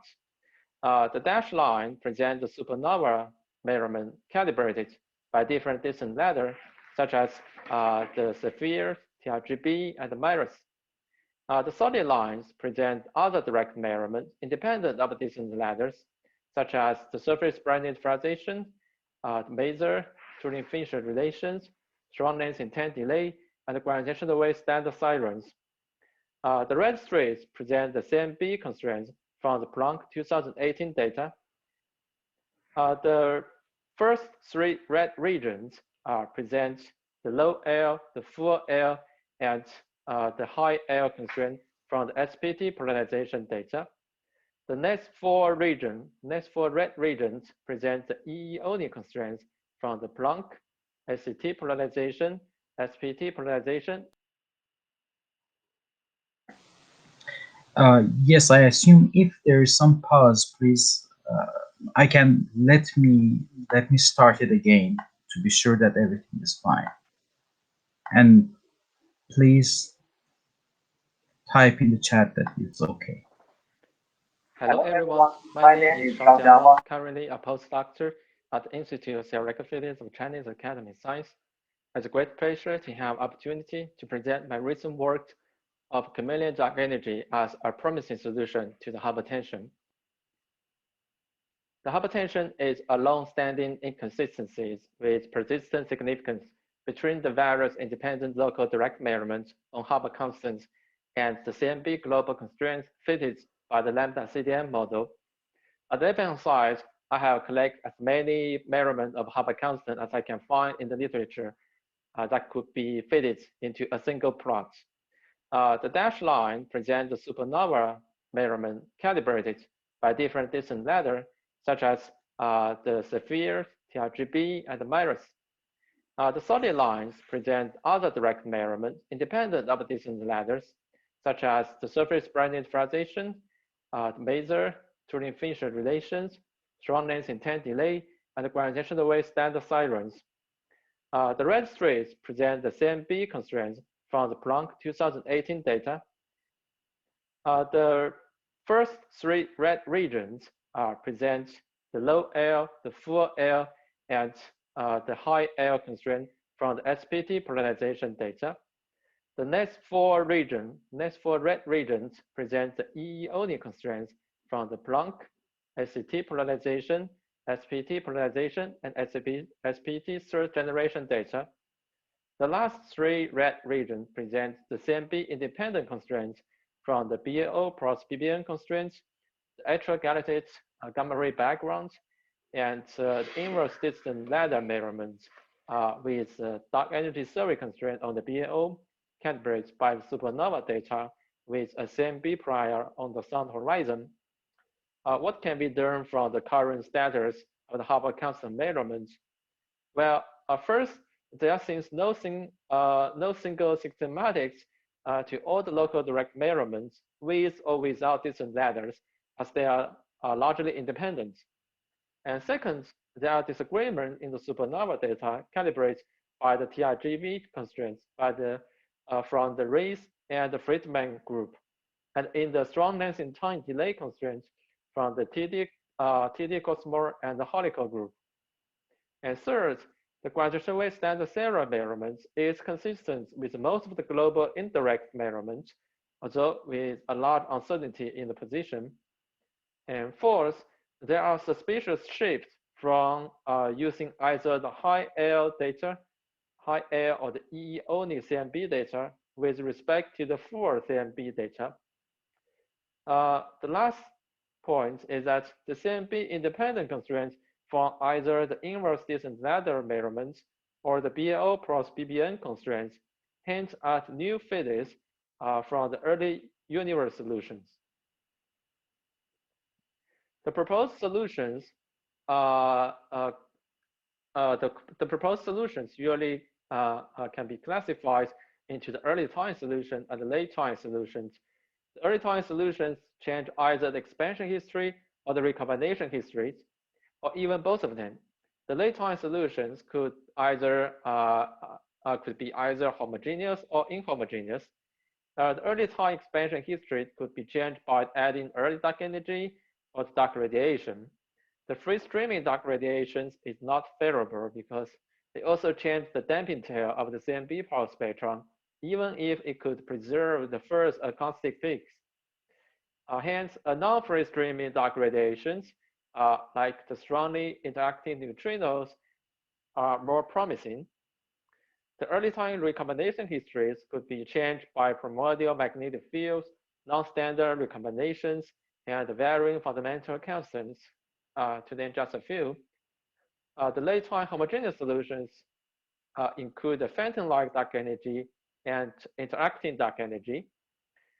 The late time inhomogeneous solutions usually refer to the underdensities caused by either cosmic voids or the modified gravity effect.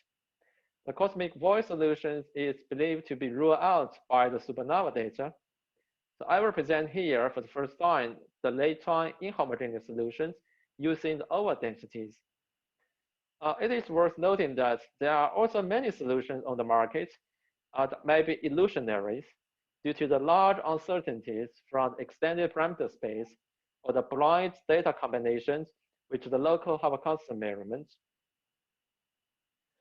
Recently, there are many studies which put questions on the early time solutions. For example, in this work, also give a very general argument for consistency between observed CMB peak and the BLO band with the Schur's measurement of Hubble constants could only be achieved at a higher value of omega m h square.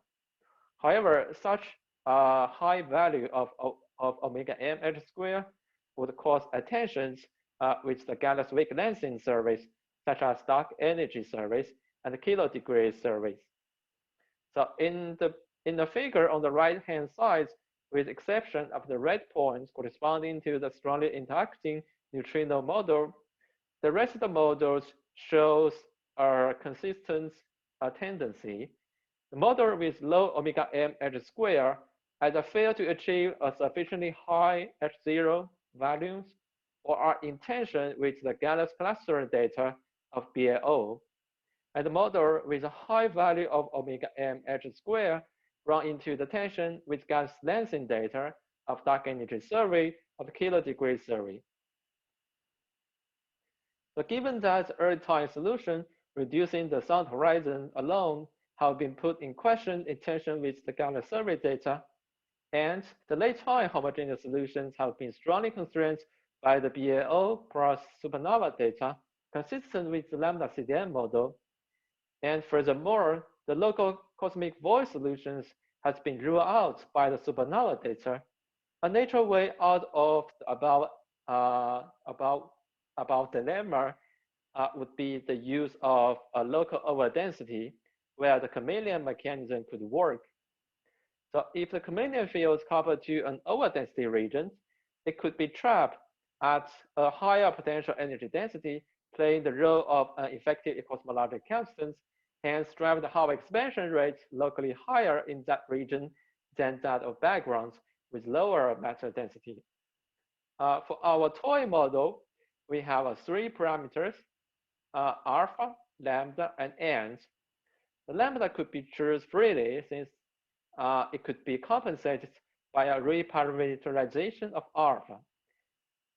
And alpha could be fixed by the boundary condition that match the CMB results outside our density region. Then to reproduce the local Hubble constants inside our density region, the required matter density contracts could be solved around 20%, irrespective of any choice of n. For our realistic case of our local universe, we could use the LTB description, except for the insensitive choice of n, the only input is the local matter density fraction profile, omega m r. Since we cannot directly observe the dark matter, we will use the current galaxy service to trace the dark matter distribution with galaxy bias B and a 2-point creation function. The 2-point creation function could be given globally by a simple approximation for the real data from the Bohr's data radius 12, CMAS, and low-Z samples.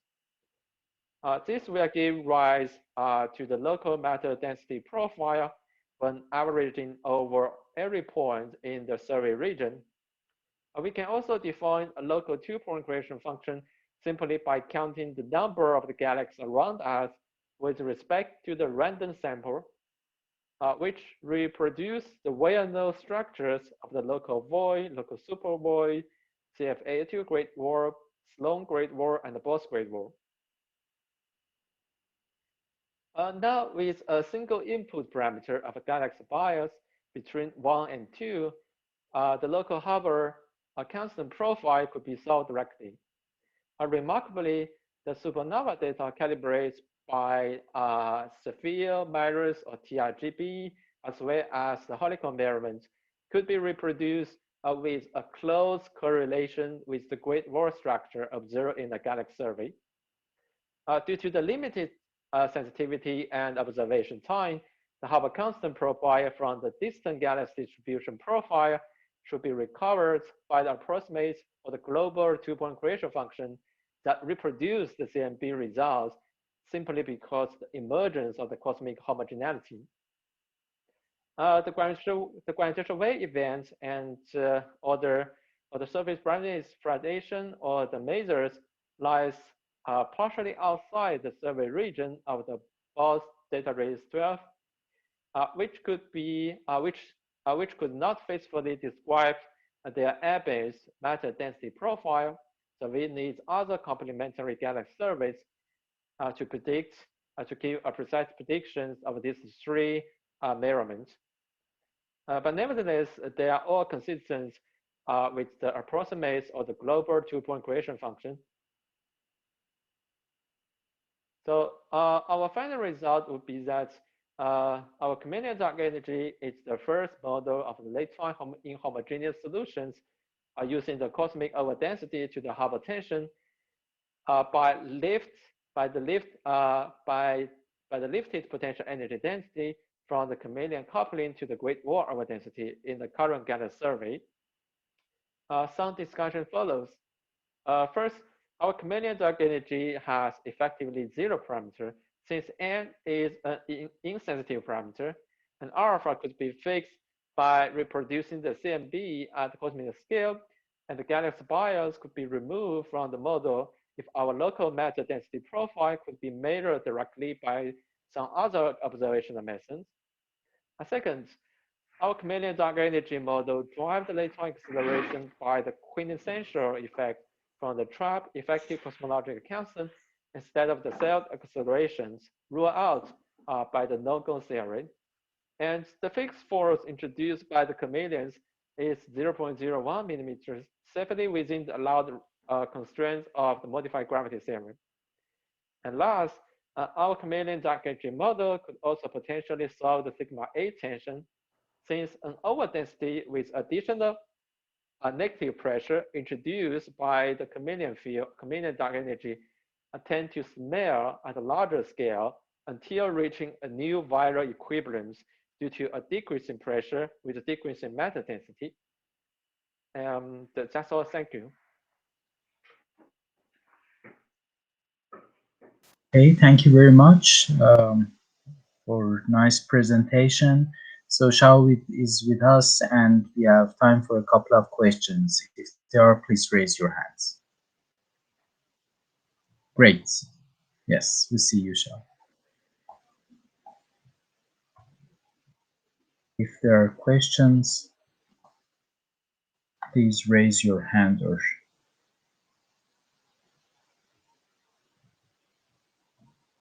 yes, Indrani, please. Hello.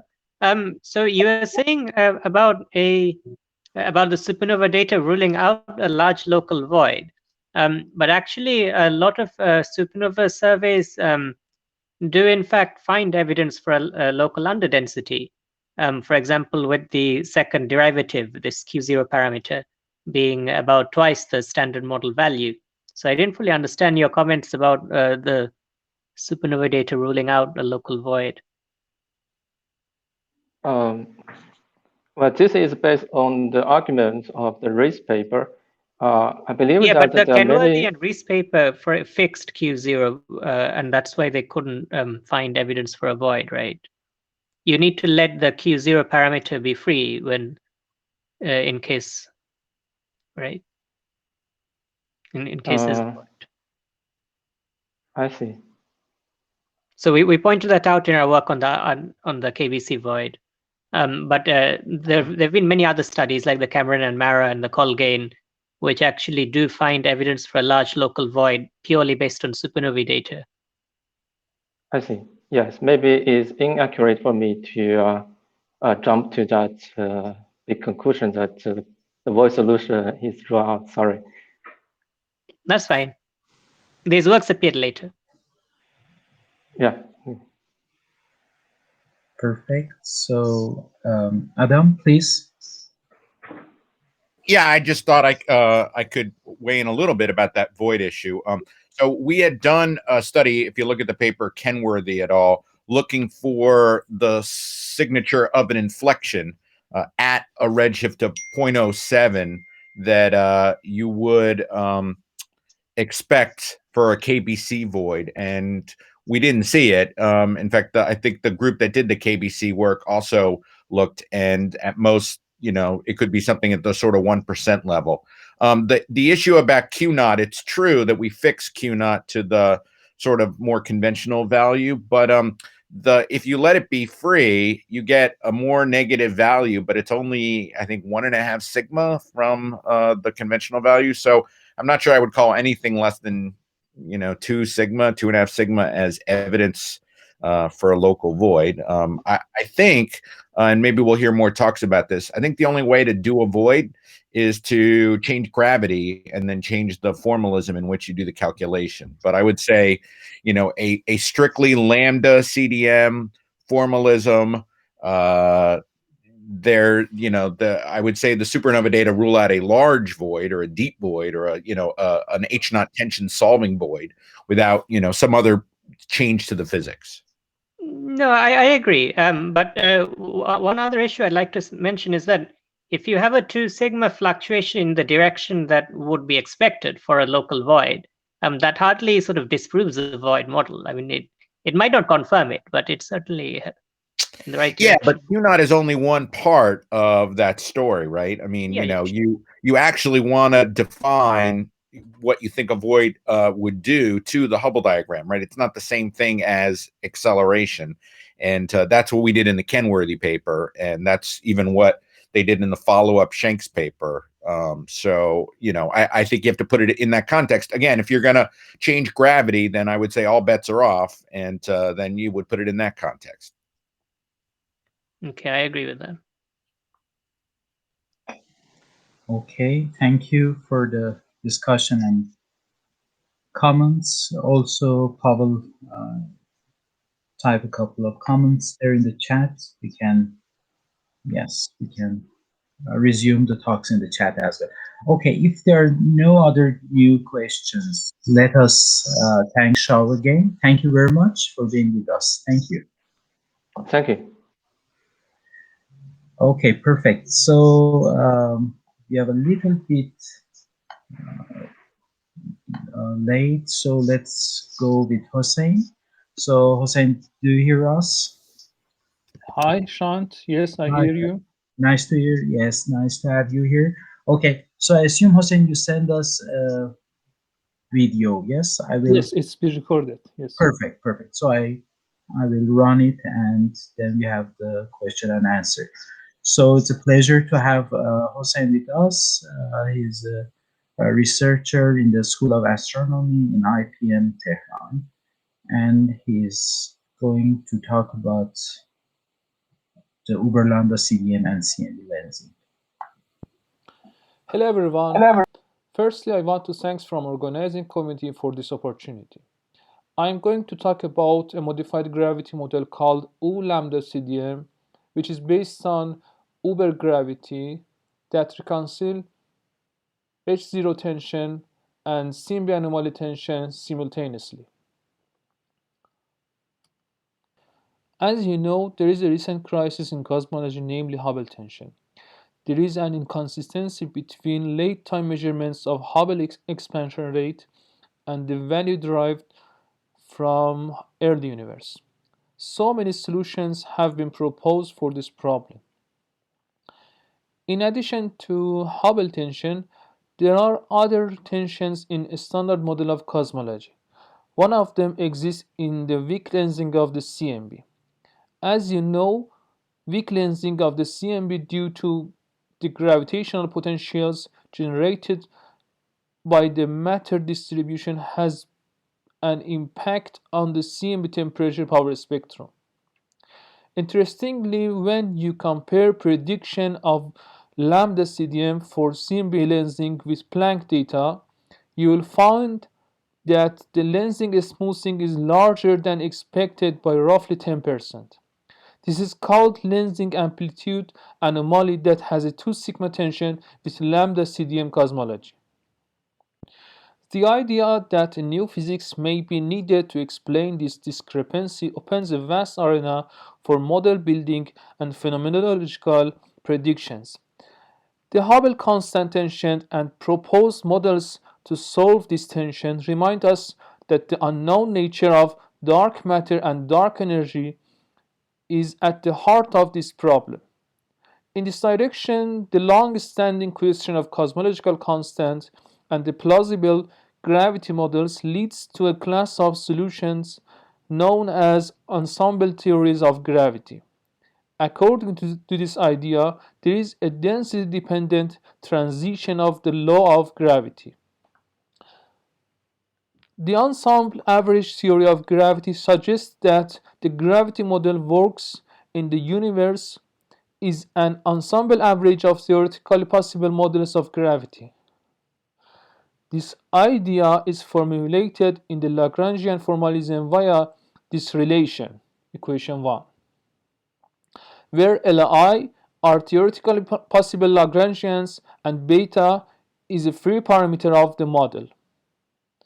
As is commonly done in statistical physics, we can write as this equation 2, where Z is the canonical partition function in the model space. A possible and simple derivation of a model from ensemble theory idea is the Uber gravity model, which uses the power law terms in Ricci scalar as a plausible candidate of f of r gravity models, which make independent basis for model space such as equation 4. The Uber gravity has these properties. For high curvature regime, it reduces to Einstein-Hilbert action, i.e. r minus 2 lambda. For intermediate curvature regime, it predicts a stronger gravity than Einstein-Hilbert model. It is vanishing for low curvature regime, and there is a sharp transition at R0, which is not sensitive to choice of the basis and parameters. Now, we call it üLCDM model. This model is an extension of a standard model of cosmology. This leads to a simple model for the gravity as relation 5. If the density is high enough, which rho greater than Uber critical density, we recover the standard model with cosmological constant, and the regime rho less than Uber critical density, we have constant Ricci scalar. The transition occurs in the specific redshift called ZO+, and in the two regimes, the background evolution will be for Z greater than ZO+, equation 6, and for Z less than ZO+, equation 7. Also, we assume E of Z is continuous at Z equal to ZO+, to read our bar 0 from the following relations. Now, we are going to talk about perturbation theory. In order to study the perturbation theory, the üLCDM behavior exactly can be derived from this action, equation 10. For Z greater than ZO+, we want to recover ΛCDM. So, in this era, psi should be equal to 1 and small lambda equal to lambda minus R0. This action will give us the equation of motion and the trace of the field equation governing the dynamics of the field psi as equation 11. We can write the Newtonian potential psi and the lensing potential phi L in the quasi-static regime, equation 12 to equation 14. So, the initial condition for the fields at Z equal to ZO+ is equation 15. The continuity of matter density and velocity implies that there will be a jump in the Newtonian potential while the lensing potential will remain continuous at Z equal to ZO+. The modified Poisson equation gives the evolution of growth rate, equation 19, where we should note that psi has dynamics determined from Einstein field equations, equation 20. For studying CMB lensing in üLCDM, we use the perturb FRW metric, equation 21, and from the linear perturbation theory of üLCDM, the Newtonian potential psi and the lensing potential in quasi-static regimes are obtained as equation 22. The lensing potential in üLCDM is equation 23. Also, the angular power spectrum of the lensing is obtained as equation 24. In the previous paper, it is shown that at the level of background, üLCDM can be a potential resolution for the tension between high and low redshift H0 measurements. In this slide, you can see the angular power spectrum of the CMB lensing for üLCDM and ΛCDM with and without free AL. It is obvious that üLCDM mimics ΛCDM with AL equal to 1, without any inconsistency with the data points. Note that the temperature power spectrum prefers ΛCDM with AL equal to 1.2, which is not consistent with the CMB lensing power spectrum.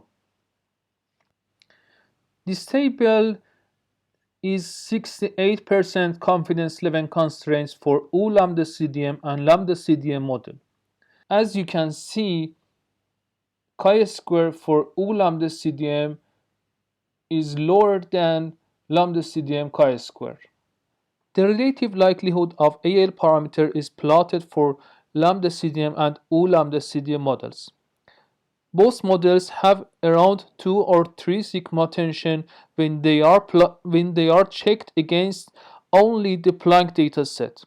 When the lensing data be added, blue curves, both models are consistent with AL equal 1 in their 1 sigma region. Adding R19 restores the 2 or 3 sigma tension for ΛCDM. This means CMB lensing and R19 datasets are not compatible in the ΛCDM. However, üLCDM shows no inconsistency between lensing and R19 datasets. Also, you can see our results plotted in two-dimensional contour plots for AL versus H0 parameters for ΛCDM and üLCDM and other parameters. Also, we computed ISW autocorrelation for this model and also cross correlation of ISW galaxy, as you can see in these plots. Finally, as a conclusion, we have shown that üLCDM can address both H0 and CMB anomalies simultaneously.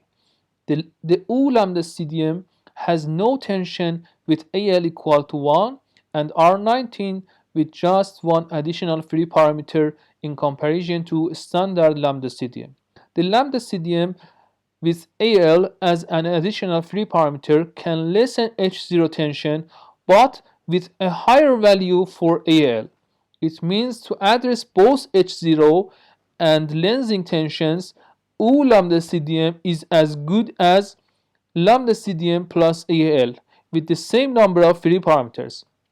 Physically, higher AL means higher matter density, which is needed to solve lensing anomaly.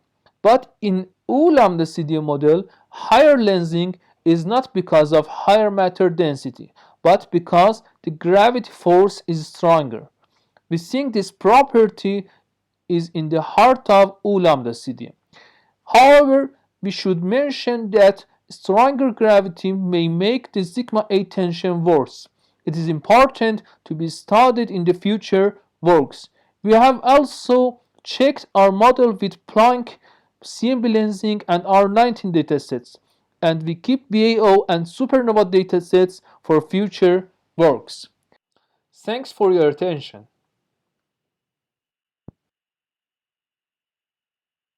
Okay, great. Thank you for nice presentation and stream. So we have time for a couple of questions. So if there are, please raise your hand. Sonny, please. Hi, it was a nice talk. Just two questions. The first one is very general. Is there some relation between üLCDM and the Parker vacuum metamorphosis? The other question is, if you go to your action on slide 13, I think, there's this free parameter psi, which you later say has dynamics. So it looks like a Lagrange multiplier, but if I vary the action with respect to it, I just get that R is equal to R naught. So it looks like R is constant at all times. Do you see what I mean?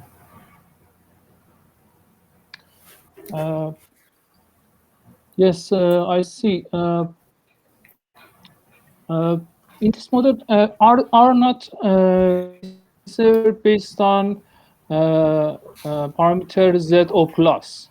It is determined from transition redshift, and also from matter density, and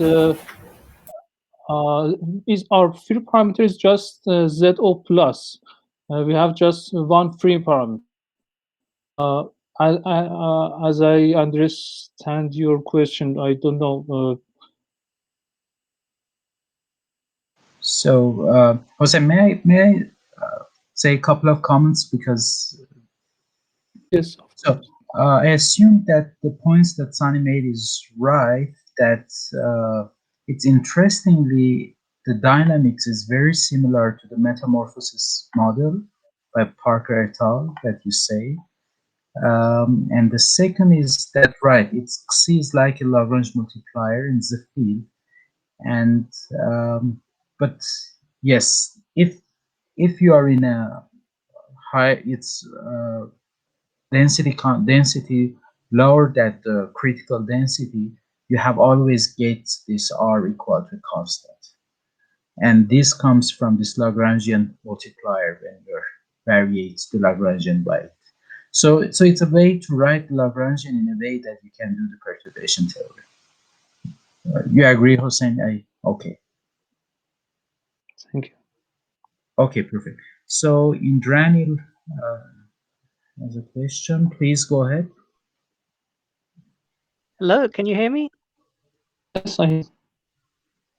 Yeah, just one sec. So I wanted to mention regarding what you were saying at the end about stronger gravity potentially being in conflict with the sigma 8 tension.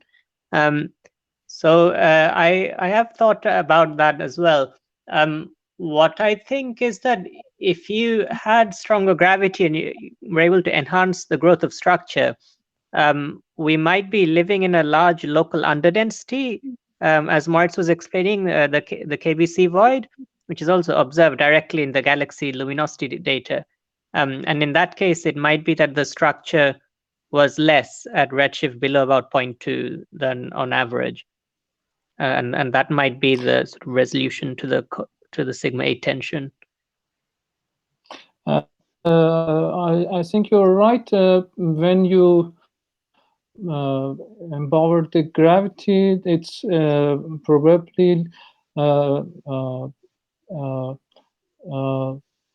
yes. You mean the sigma 8 tension which will worsen? Yes. Well, on average, yes, but locally, the value of sigma 8 could be depressed if we were living in a large void. And because the sigma 8 measurement is fairly local, that might explain it. It might explain it. Yes. You're right. Yes, this is a problem with these models. Yes, it cannot simultaneously H0 tension, H0 tension. Yes, I think you are right. I mean, because the sigma tension is also in like the number of galaxy clusters being it's also even in the cluster like mass function locally. But here we know that it can't fully be representative because, for example, we have objects like El Gordo at high redshift, and you'd expect many more such objects at redshift 0, which is not the case. And the most logical interpretation is that we're in an underdense region. I see. I don't know exactly. Right. Okay. Okay. Hossein, I think that's a nice comment. That Pavel also writes something that Indranil said, that I assume that we should think in this direction as well, Hossein, if you agree. So the idea is that maybe the strong gravity will change the distribution of the underdense regions as well. So if I understand right, yes. So we should look at the underdense and voids as well in this model. Yes, yes. Yeah. Okay. Yes. Okay, Indranil, do we get the comment right? Okay, okay. Yes, that's certainly the case. I mean, yeah, looking at voids would definitely be one thing to do. Right, right. Perfect, perfect. Okay, okay. Thank you very much for nice comments and question and answers. Okay, thank you, Hossein, for being with us. If you agree, Thank you. Okay, we can move forward. So the next speaker is Shouvik Roy Choudhury. You're with us. Do you have microphone?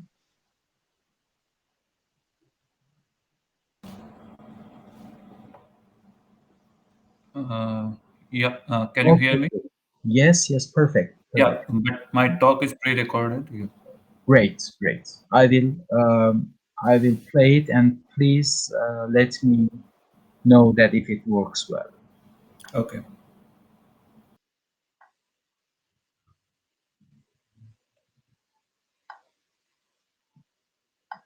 Okay, before playing, let us introduce that it's our pleasure to have Shouvik Roy Choudhury from the Indian Institute of Technology of Bombay to talk with me about the strong neutrino self-interaction and the Hubble tension. Hi everyone. I'm Shouvik Roy Choudhury, an Institute postdoctoral fellow at the Indian Institute of Technology Bombay, and I thank the organizers of TMCC2021 for giving me this opportunity to present my work. I'll share my screen now.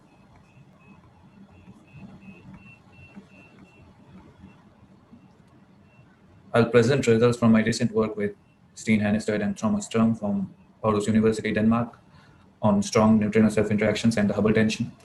My talk is based on this recent paper, Updated Constraints on Massive Neutrino Self-Interactions from Cosmology in Light of the H-Naught Tension, which has been accepted in JCAP.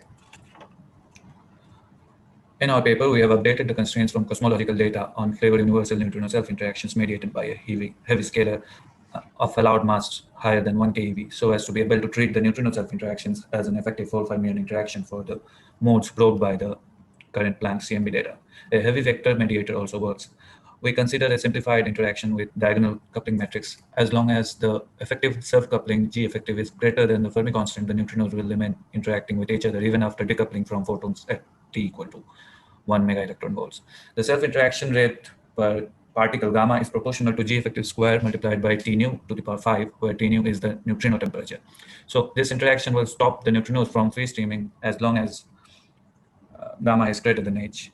So introducing this kind of interaction among neutrinos had shown potential in solving the Hubble tension in earlier works in the very strong interaction range, where the coupling strength is 10 to the power 9 times higher than G Fermi. So, and this kind of interaction prevents neutrinos from free streaming even until matter radiation equality. The cosmological model of interest here is an extended ΛCDM model with 3 additional parameters: an effective sum of neutron masses and the logarithm of the coupling strength T effective. Since neutrino self-interactions delay neutrino free streaming, this causes a change in the gravitational potential, which in turn affects the photon perturbations.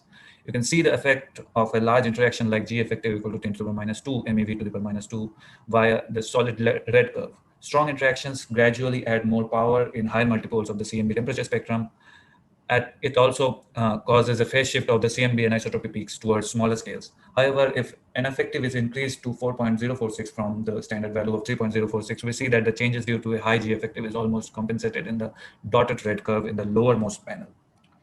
Increasing neutrino masses from 0.06 eV to 0.23 eV also causes a small compensation towards the changes made by the high G effective value, as can be seen from the middle panel, dotted red curve again.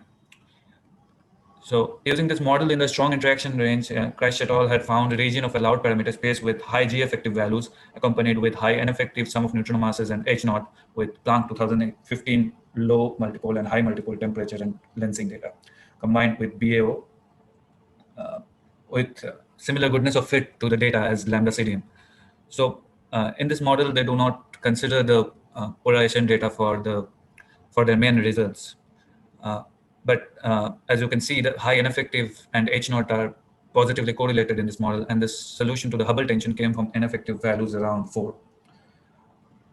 Apart from the strong interacting case, another interacting mode is found in the posterior of log G effective with the plateau in between the two modes where the posterior diminishes to 0. This model thus had drawn a lot of interest in cosmology community due to its potential to solve the Hubble tension in the strong interaction regime of log G effective greater than -2. With the public release of the full Planck likelihoods, we thought it is timely to test this model against the new Planck 2018 likelihoods. We use flat pairs on the cosmological parameters in the model as shown on the slide. We use log G effective, a flat pair on log G effective instead of a flat pair on G effective because we want to probe orders of magnitudes of parameter range in G effective. Now, I come to our analysis method. We use the nested sampler polychord combined with CosmoMC, which is termed CosmoCord. And we use this nested sampling package because this allows us to properly sample the parameter space and also to calculate Bayesian evidences. We modify the CAMP code to incorporate the neutrino self-interactions in the perturbation equations. We first sample the parameter space using the full prior range of log G effective, which is from -5.5 to -0.1 that we have considered in this paper. For this, we used 4,000 live points and an advanced boost posterior settings to ensure that the obtained bimodal posterior distributions are accurate. This, of course, required huge amount of computational power. To obtain parameter constraints for the individual interaction modes, however, we also divided the log G effective parameter space in moderately interacting range, from now on MI nu, and the strongly interacting range SI nu. So we run these analyses separately and used 2,000 live points for each. Since when we have already divided the parameter space, the posteriors will be unimodal and hence a less computationally demanding setting. We also run the non-interacting scenario denoted by NI nu. In NI nu, we thus do not have the log G effective parameter. Among datasets, we denote the Planck 2018 low L and high L temperature data as TT. When we add the high L TE and EE power spectra to TT, we denote it as TTTEE. We denote the low L E mode polarization data as low E. Apart from that, we combine additional datasets into EXT, where EXT constitutes of Planck 2018 CMB lensing measurements, BAO measurements from MGS, 6DFGS, and SGSS3 BOSS data release 12, RSD measurements from again BOSS data release 12, and uncalibrated type 1 supernova luminosity distance measurements from the Pantheon sample. In some runs, we also use a Gaussian prior on the Hubble constant from Rees et al.'s 2019 measurement. But here we want to emphasize that for a model to be acceptable solution to the Hubble tension, it has to provide H0 values close to the current mean value of Rees et al. Measurement, that is around 73 km/s per MPC, while using the full Planck data combined with other cosmological data sets, in our case EXT, but without using the R19 prior. This slide shows the 1D posterior distribution of various parameters for runs using the full prior range of log G effective. In the lower left, you can see that all the dataset combinations lead to a 2-mode posterior in log G effective. In the upper left, you can see that the strongly interacting mode also leads to a completely separate preferred region for theta MC. Now, if you consider, the two plots at the right, they correspond to N effective and H naught. You can see that with the TT plus low E data, a very large region in the N effective and H naught parameter space is allowed, and there is no conflict with the Shoes measurement. However, as soon as we add the high L polarization data, the high N effective and H naught values are discarded.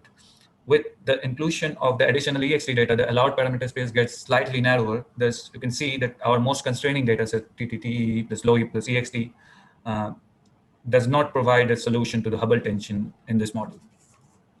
In this slide, we show the 1D posterior probability plots for runs where we had separated the moderately and strongly interacting modes. The red and the green curves correspond to the strongly interacting mode, whereas the blue and the black curves correspond to the moderately interacting mode. You can see that the strongly interacting mode also prefers high theta MC and low NS values.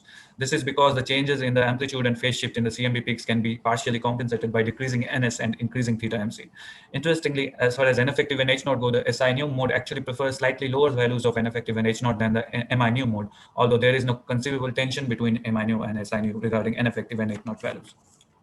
Now, in this slide which show the 68% and 95% 2D contour plots between various parameters. From the upper right plot, we see that the N effective and H naught are strongly correlated in this model. And since N effective is strongly constrained by the high L polarization data, high values of H naught that can solve the Hubble tension get discarded as well. So the high L polarization data from Planck 2018 is very important in this case to the conclusions of this paper. So to summarize, log G effective is degenerate with theta MC and NS, and this allows for a bimodal posterior distribution even with the latest full Planck likelihoods.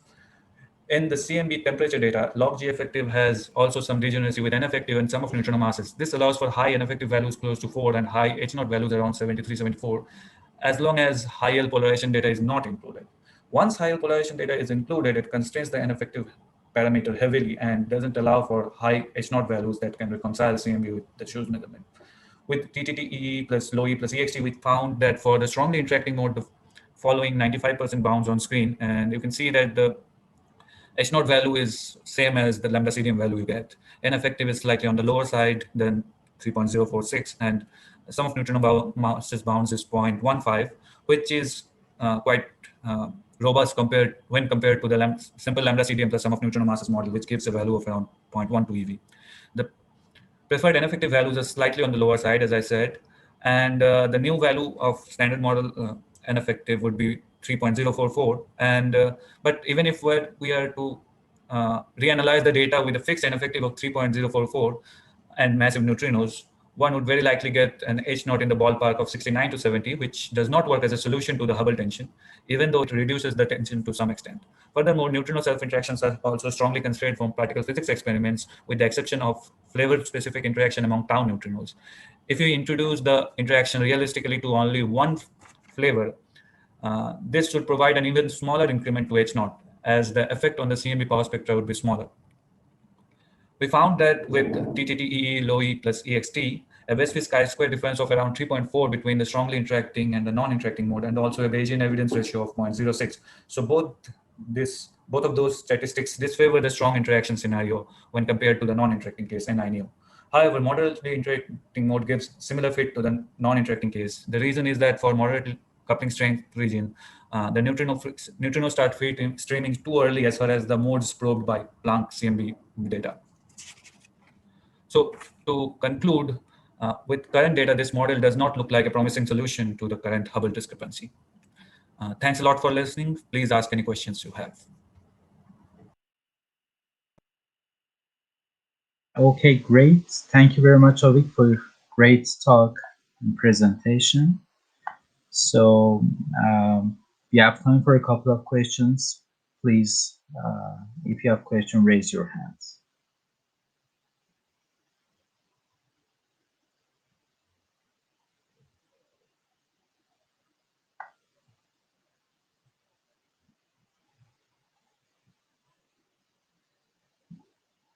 Right, if you have questions. Yes, Pavel, please go ahead.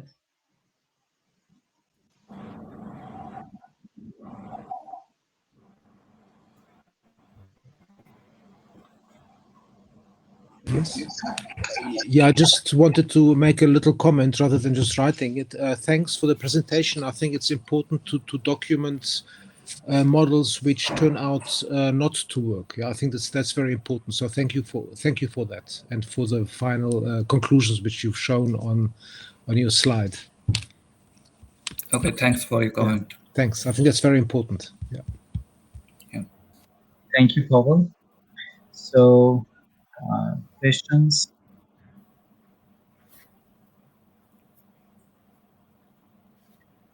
Okay. If there aren't other questions, let us Thank again, Shouvik. And again, clap hands virtually for Elena, Konstantin, Moritz, Shao, Hossein, and Shouvik for great talks in this part. Thank you very much. So I assume that we have a 15 minutes break and we have to join the main room to have the talk with Starkman in the main room, and then we will continue for the next round of the contributed talks.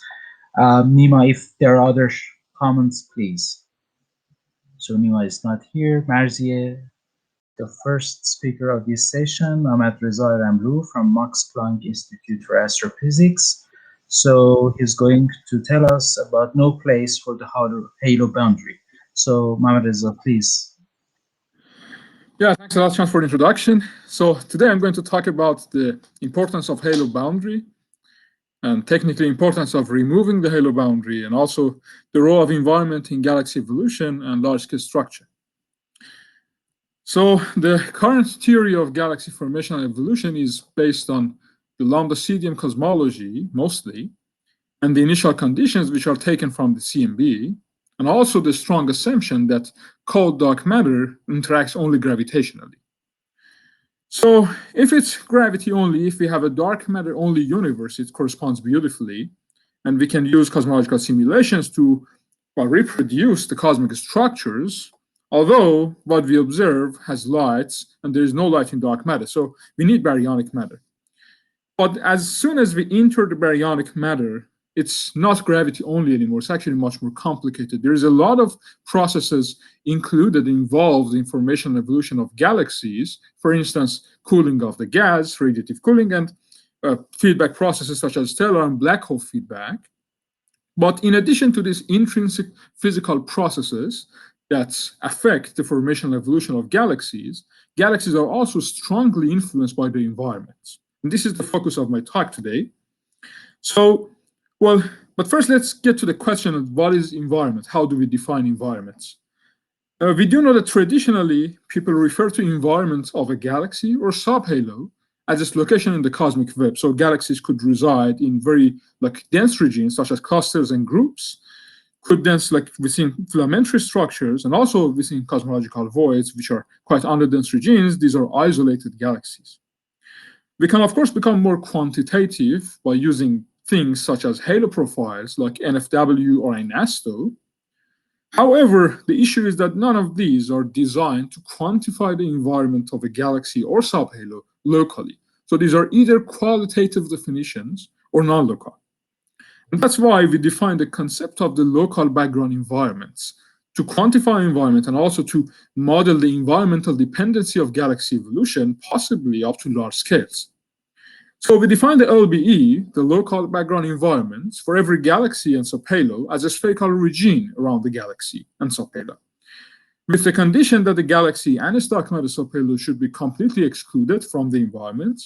We quantify the LBE by its density and also velocity, and finally the way we compute it is directly from the particle data of the simulations.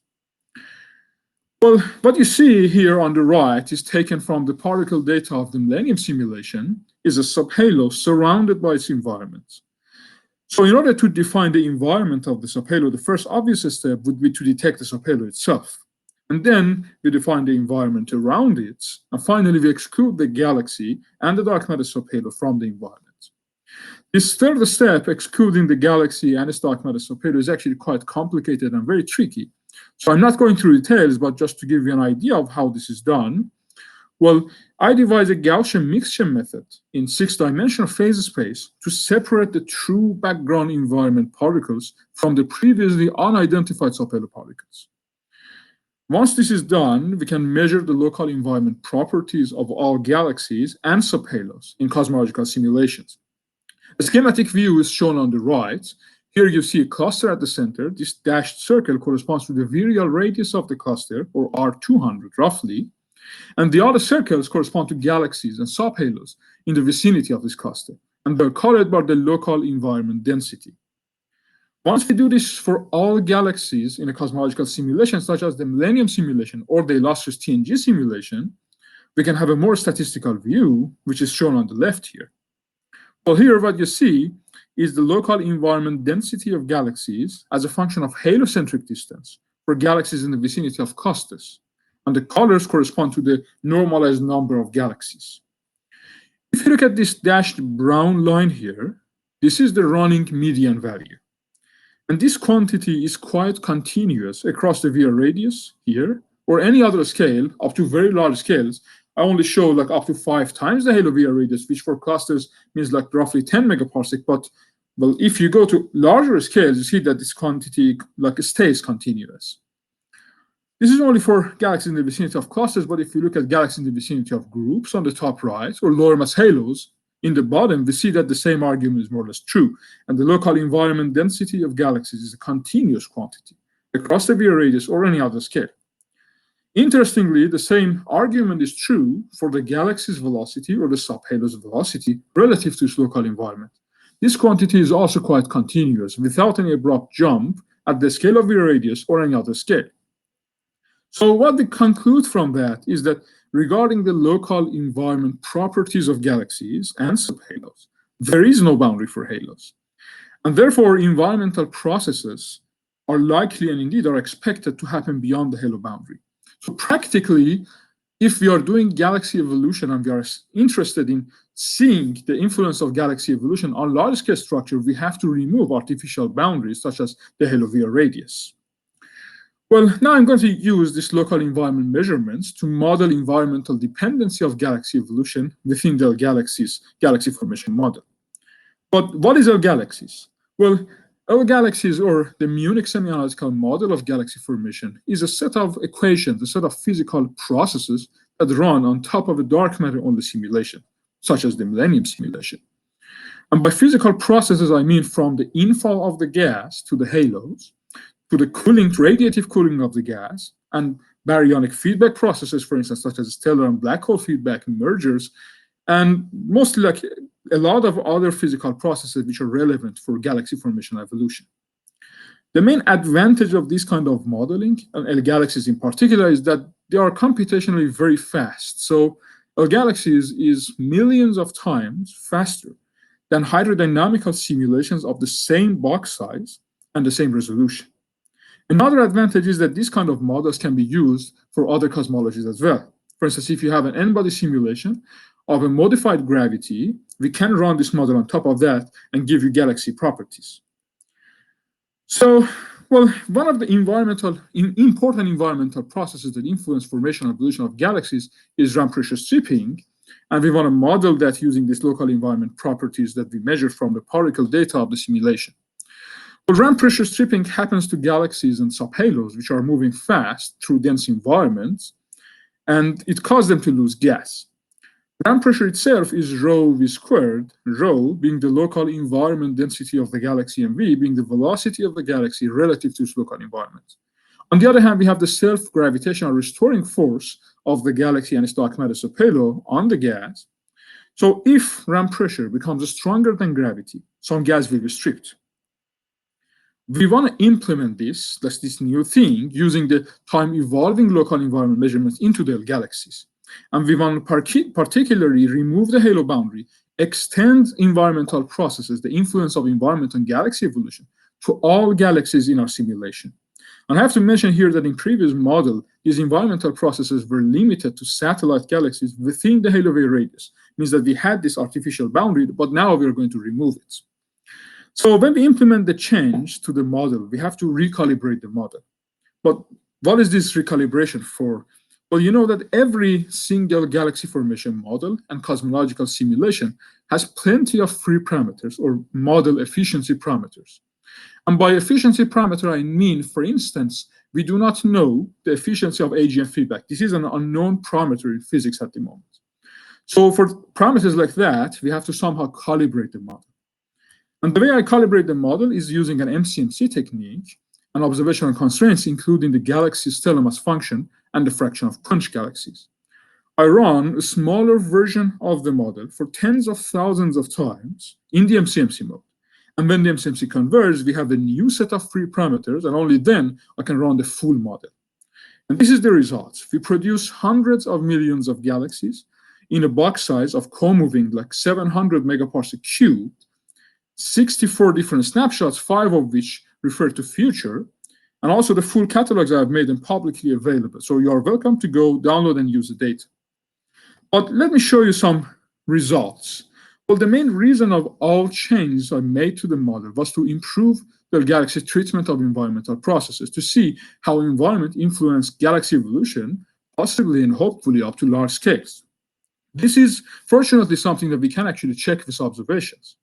So what I'm showing you on the right is the fraction of quenched galaxies as a function of projected heliocentric distance for galaxies in the vicinity of clusters. And this is up to 6 times the virial radius of the cluster, so this could be roughly between 6 to 12 megaparsec. Well, here the solid line is our model. The dashed line is the previous model, which didn't have this extended environmental processes, and also dots are observations from SDSS.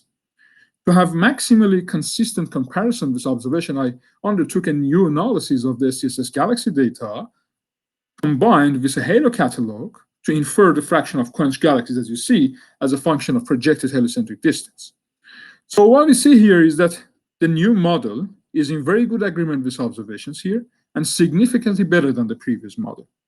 Also, another interesting thing is that if you look at observations here at between 2 or 3 times the value of virial radius, and also the model, you see that the influence of environments on galaxy evolution, particularly here on galaxy quenching, like scales to scales much larger than the halo virial radius. This is only for low mass galaxies, of course. If you look at the intermediate and also more massive galaxies, we see that the same argument is more or less true. Another thing I want to emphasize here is that we do not really use anything relevant to environment in our model calibration. So whatever you see here is pure model prediction rather than really calibration of the model. And finally, I want to show you a video to see how galaxies are really influenced by environment in our model. Here you see the growth of a cluster at the center and the motion of 5 sample galaxies which end up near this cluster at the redshift 0. So these galaxies move through dense environments like into filaments and also other structures, and they lose gas, and therefore they become quenched. But let's take a closer look at when this is actually happening. So we see that this is happening for the gray and for the green galaxies, they are losing gas. And then for the blue and magenta galaxies, this dashed red circle corresponds to the virial radius of the cluster. And finally, for the orange galaxy. So when we analyze the actual amounts of the stripped gas out of these sample galaxies, not only these, but all galaxies in the vicinity of clusters and groups, what we realize is that a large fraction of galaxies and subhalos lose half of their hot halo gas due to stripping before they fall into any halo, prior to falling into any halo, when they are still categorized as the central galaxy of their own dark matter halo. And this means the importance of really removing the halo boundary for galaxy evolution and to model galaxy evolution properly up to large scales. So this brings me to my summary. I introduced the concept of the local background environments for galaxies and dark matter subhalos within cosmological simulations to quantify environment and also to model environmental dependency of galaxy evolution up to large scales. Analyzing these local environment properties, we realize that there is no boundary for dark matter halo regarding the local environment of galaxies, and especially when modeling galaxy evolution, there should be no boundary.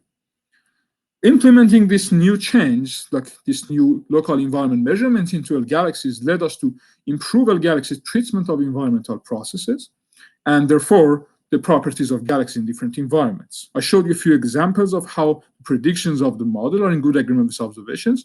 Particularly, we produce the observed trend of the quench fraction versus heliocentric distance significantly better than the previous model, up to scales much larger than the halo virial radius. And another thing is that when we analyze the actual amount of the stripped gas, we realize that a lot of galaxies are losing more than half of their hot halo gas. This is up to redshift 0, of course, but when they are still categorized as central galaxies at high redshifts. And finally, we realize that this is likely to influence the correlations between galaxies up to tens of megaparsecs. And this is what I'm working on at the moment to calculate galaxy clustering, the 2-point correlation function, and other large-scale correlations to see how large-scale structure of the universe and galaxy evolution are correlated with each other. And at the end, I want to again say that the full catalogs of the model are publicly available, so you are welcome to go download and use the data. I stop here and thank you very much for your attention. Thank you. Great. Thank you, Mohammadreza, for nice talk. It's very interesting. So we have time for a couple of questions. If there are, please raise your hand.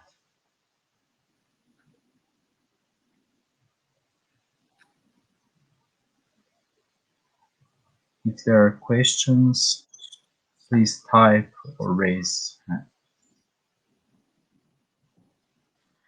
So, Mohammadreza, let me ask a question. So, do you look at the implication of your work for looking at the galactic scale challenges of CDM, like the missing satellite or too big to fail, or it's soon to say something about it?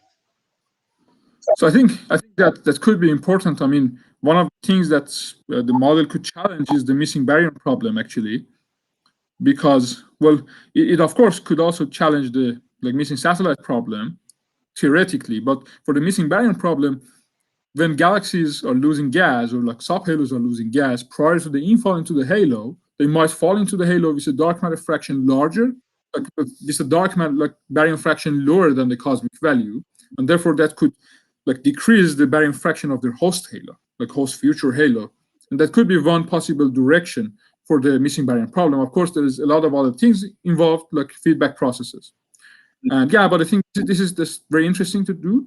And some of it we are doing at the moment. Right. Thank you. So the last question is typed by Ramakrishnan. So the question is, could you explain more about the nature of the local background environment? So can you please say what do you mean by nature? Because I mean, since this is a ΛCDM cosmological simulation, then we have different kind of matter. We have dark matter and also baryonic matter. And this local background environment is measured both for dark matter and also for baryonic matter. And yeah, all the results I showed you were for total density of the matter, but if we split to dark matter and also gas density and velocity, we see that the arguments I made regarding removing the halo boundary are still correct. I hope that answers your question. Okay. So. Okay, yeah, so this is both. Yeah, this is both dark matter, underlying dark matter density, and also gas density. But for this model particularly, we are only using dark matter density, and we have the kind of transfer dark matter density to gas density using halo baryon fraction of the halo and profile of the gas and dark matter. Right. Okay, thank you. Thank you, Mohammadreza, again. Let's thank you. Thank you very much. Okay, good, great. So let's move forward. Alex, can you hear me? Yeah. Okay, great. So we see you. Okay. So I assume that you put your file in the file list. You can. Okay, it's even. I'm going to share my screen, so hopefully that would be great. You can see that, yeah. Yes. So it's a pleasure and honor to introduce Alex Hall from University of Edinburgh, and he's going to tell us about the impact of our local environment on density and lensing power spectra. So please. Thanks very much. So yeah, I'm Alex Hall from University of Edinburgh here in sunny Scotland. I'm going to be talking about work which is published in this paper from last year, impact of our local environment on cosmological statistics, and in particular density and lensing power spectra. So let's just remind ourselves of the amazing cosmology facilities that will become available over this decade. So just highlighted a few here. So we've got Euclid, which is going to launch in a couple of years' time, or next year even. That'll be a wide survey, 15,000 square degrees, lensing, galaxy clustering. Then we've got the LSST survey at Rubin, which is again another big wide survey going to produce weak lensing maps and galaxy clustering. And then in the nearer term, we've got the dark energy spectroscopic instrument that will measure BAO and retrospace distortions. So all these amazing facilities should deliver us precision constraints on both ΛCDM parameters and the simple extensions.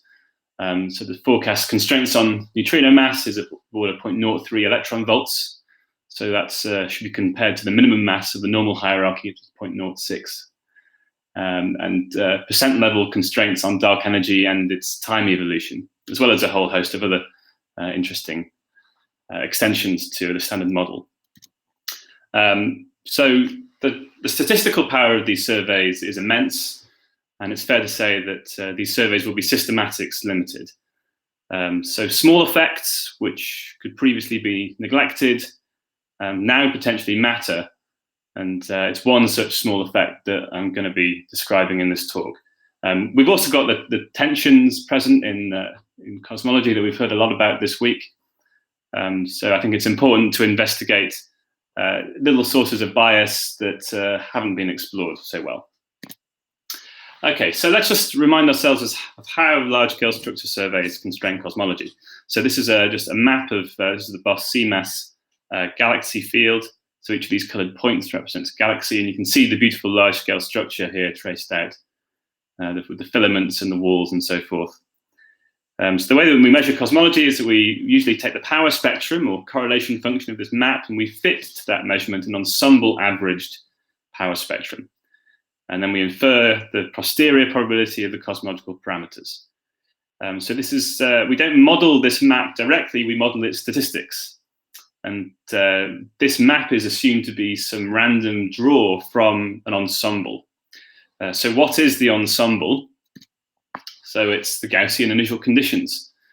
So it's the initial conditions, the initial curvature fluctuations laid down during inflation, whose power spectrum is tightly constrained by the CMB, and then those linear fluctuations evolve, non-linear effects take hold on small scales, and this evolution imposes the various physical scales that we know, so such as the equality scale and the sort of damping scale and so forth. So I'm just going to play a little video just to demonstrate what a Gaussian random field looks like. So this is going to test your bandwidth, I expect. But hopefully you can see this map jumping around. So these are random draws from a Gaussian random field, and I've imposed a particular correlation length on this field. So there are blobs in this map, in each realization of a characteristic size. Okay. So the idea is that what we see is some draw from this ensemble that is then evolved through the dynamical equations of gravity and hydrodynamics. Okay, so how does this fit in with our local environment? So we know that all astronomical measurements are made from within the local group, and the local group is in some senses a dense and atypical position in the universe. So you can ask the question, does our dense local environment influence the large-scale structure that we see via these spatial correlations in the density field? So you might think, well, if we live in an overdense region, perhaps that makes it more likely to see overdense regions around us. Because we know that the density field has these large-scale correlations. And it may also change the clustering properties. And so you might think, if we live in a dense environment, perhaps we should be fitting a different ensemble to the measurements that we see. So this question was asked in a paper from a couple of years ago by Reischke et al., who computed the conditional correlation function, or the conditional power spectrum, with lensing fluctuations, conditioned on us observing from a local overdense region. And they claimed that there was percent level effects across all angular scales. So I'm just taking a plot from the paper here. So this is the angular power spectrum of weak lensing fluctuations. So this is angular multipole on the horizontal axis, large scales on the left, small scales on the right. You might think that lensing is more vulnerable to this effect, because lensing is a projection along line of sight to distant sources, and therefore inevitably picks up more contribution from nearby structure, and so maybe relatively more impacted by the correlations in our density field that know about our local overdensity. Okay, so if this claim were true, this would be really important for a mission like Euclid that needs the power spectrum at percent level accuracy, and this is potentially a bias that needs to be included in the models. So this prompted me to think a bit more about this, and the way I sort of think about this is in terms of constrained and unconstrained ensembles. So on the left of this slide, I'm just showing the same Gaussian random field I showed earlier. Okay. On the right-hand side, I'm showing a Gaussian random field again, but now constrained to have a blob in the center. So an overdense region, which is the yellow blob. Now, in reality, we observe, we do cosmological surveys in a finite volume. So on the left, we might be looking at the statistics of a map within a region. This is just schematically represented by the annulus here. On the right is the same field with that blob in the center.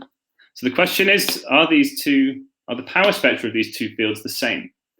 And if not, how big is the difference? So given that we resided within this overdensity, we can't average it out in the sense that you might usually think about. So you might think about the ergodic theorem of ensemble averages being equal to averages over the sky. Well, you can't average this out because you're sitting within this overdensity.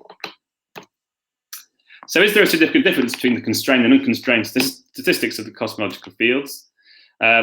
So you can show that for Gaussian fields, there's actually no effect at all on observable scales. So this is a purely non-Gaussian effect, and you can understand this because if you're looking at correlations in the density field, you're looking at the statistics of 2 points. But if you want to know the influence of our local field, that's a third point, and so you need the correct 3-point correlation structure, which manifests as a 3-point function or a bispectrum in the field. So you don't see anything for Gaussian fields. So you can compute the bias, the extra term from the local density in second order perturbation theory, and the result, it comes out as being proportional to the bispectrum of the field multiplied by the local density contrast smoothed on some scale. So here's a plot from the paper showing what the RMS fractional correction is to the lensing angular power spectrum for different source redshifts. So the different colored lines on this plot are the source redshifts.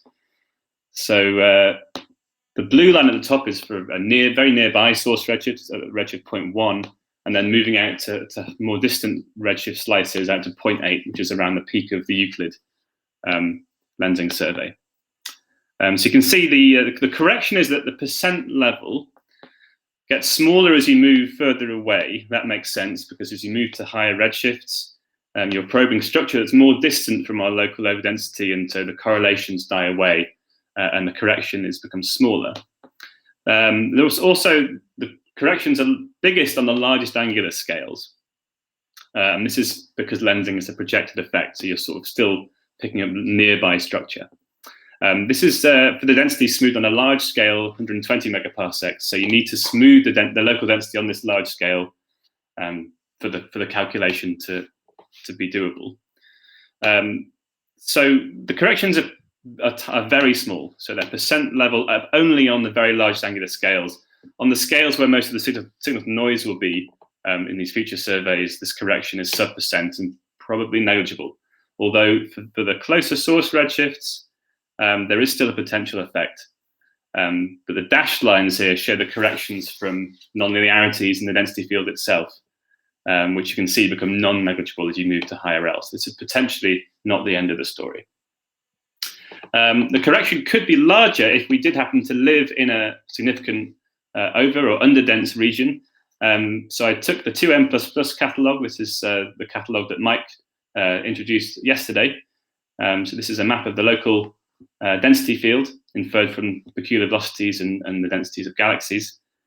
And you can see that, so I'm plotting the local density smoothed in a sphere of radius r, along with the ΛCDM expectation in blue. And you can see there's no evidence of that we live in a very extreme part. So that, combined with the previous plot, tells us that the bias is indeed at what appears to be negligible levels. So I'll just conclude here. So this is a calculation that you have to do using non-Gaussian perturbation theory, or you have to use constrained realizations, constrained n-body realizations to probe this. It looks like it's going to be negligible for the cosmology of upcoming surveys, but there are potential effects on very large angular scales and at low redshifts. So this is potentially worth investigating numerically. But I'll stop there. Thanks. Okay, great. Thank you, Alex, for a great talk and presentation. Thank you.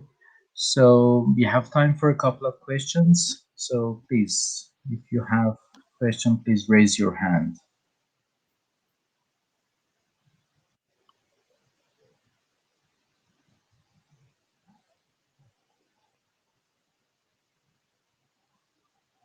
Any questions? So Eva, please.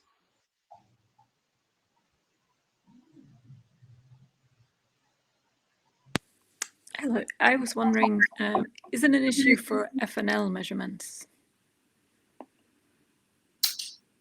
So you're thinking about FNL as measured through the large scale, scale-dependent bias in the galaxy field, I assume? Yes. So it would be if your galaxies were all very nearby, so redshifts of maybe 0.1 or less. But I think for upcoming surveys where the galaxies are at redshift 1 or greater, then this won't be an effect. And I looked at this. I looked at how big this was in the BOSS fields, and it's the effect. The bias is negligible, so it won't affect current FNL. There are certain regions of observational space where you might have to worry about this. Yeah. Right. So Eva Maria, are you okay? You want? Thank you. Okay, thank you. So other questions? So let me, Alex, ask about this, your very nonlinear scales. Can you give a number? What exactly you mean in the power spectrum case? Which case? Which wave number do you mean? So which nonlinear scales are you referring to So here? you said that there is a bigger effect hidden on very nonlinear scales. I'm assuming. Right. Okay. Yeah. So there's potentially a big effect hidden on nonlinear scales, and I say that because I have not ruled that out. So the calculation I've done is all analytic. It uses perturbation theory, and so of course it can't say much about the small scales. But I mean, going back to this plot here, so the difference between the dashed lines and the solid lines, it represents basically the halo fit correction to the matter power spectrum. So as you know, that kicks in at k is greater than about 1 or so. So when you get to these larger L's here, because these corrections are all probing like really nearby structure, these project to very nonlinear scales, k is greater than 1 or so. And those are the scales I'm talking about there. Right. Yeah.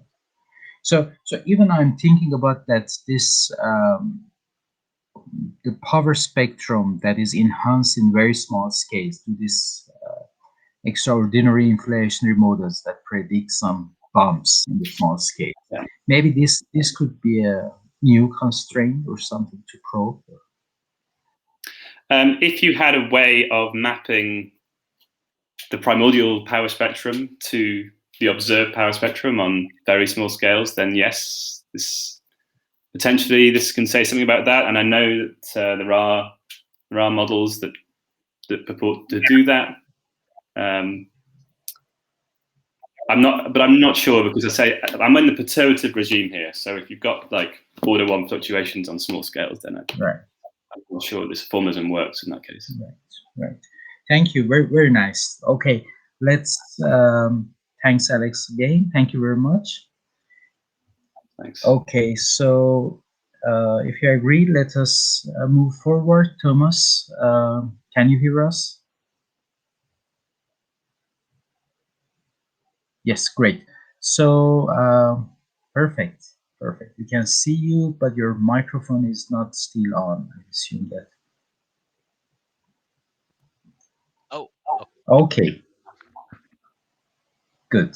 We can hear you. And do you want to share the screen, or I assume that your file is in the file list as well. You can choose it from there. So okay, let me see. So the second bottom, files from top right. Oh, yeah, there we go. Okay. So if I click play. Right. Perfect. So great. So it's a great pleasure, an honor to have Thomas Kite from the University of Manchester to talk about the bridging the gap. Please. Okay, Well, yeah, I just wanted to first start by saying thank you. Thanks for accepting the talk, and thanks everybody who's tuned in today. So I'm going to be talking through a paper which we put on the archive last year. So it's called Bridging the Gap, Spectral Distortions Meet Gravitational Waves. And I just want to quickly have a shout out to Andrea Raveni, Subud Patil, and Jens Kluber, who I worked with for this work. So I'm going to start off by introducing each of the different ingredients in this title. So spectral distortions first, then gravitational waves, and then I'll discuss how these two kind of link to one another. So it's nice to be giving this talk after Yassine gave his talk yesterday, since hopefully spectral distortions are kind of fresh in our minds. But I'm just going to recap the basic physics first to make sure we're all on the same page. So I think the way I like to emphasize the kind of context of spectral distortions is to quickly recap the last few decades of advances in modern cosmology. So I'm going to write out kind of a decomposition of the photon phase-based distribution that we see in the cosmic microwave background. And the first term is the term which we've had for just over 2 decades now with the FIRAS-COBE data. It's the fantastic and exquisitely well-measured black body that we see globally everywhere across the sky. We can see this graph on the left, the classic 400 sigma error bars, showing us that it is an extremely good black body.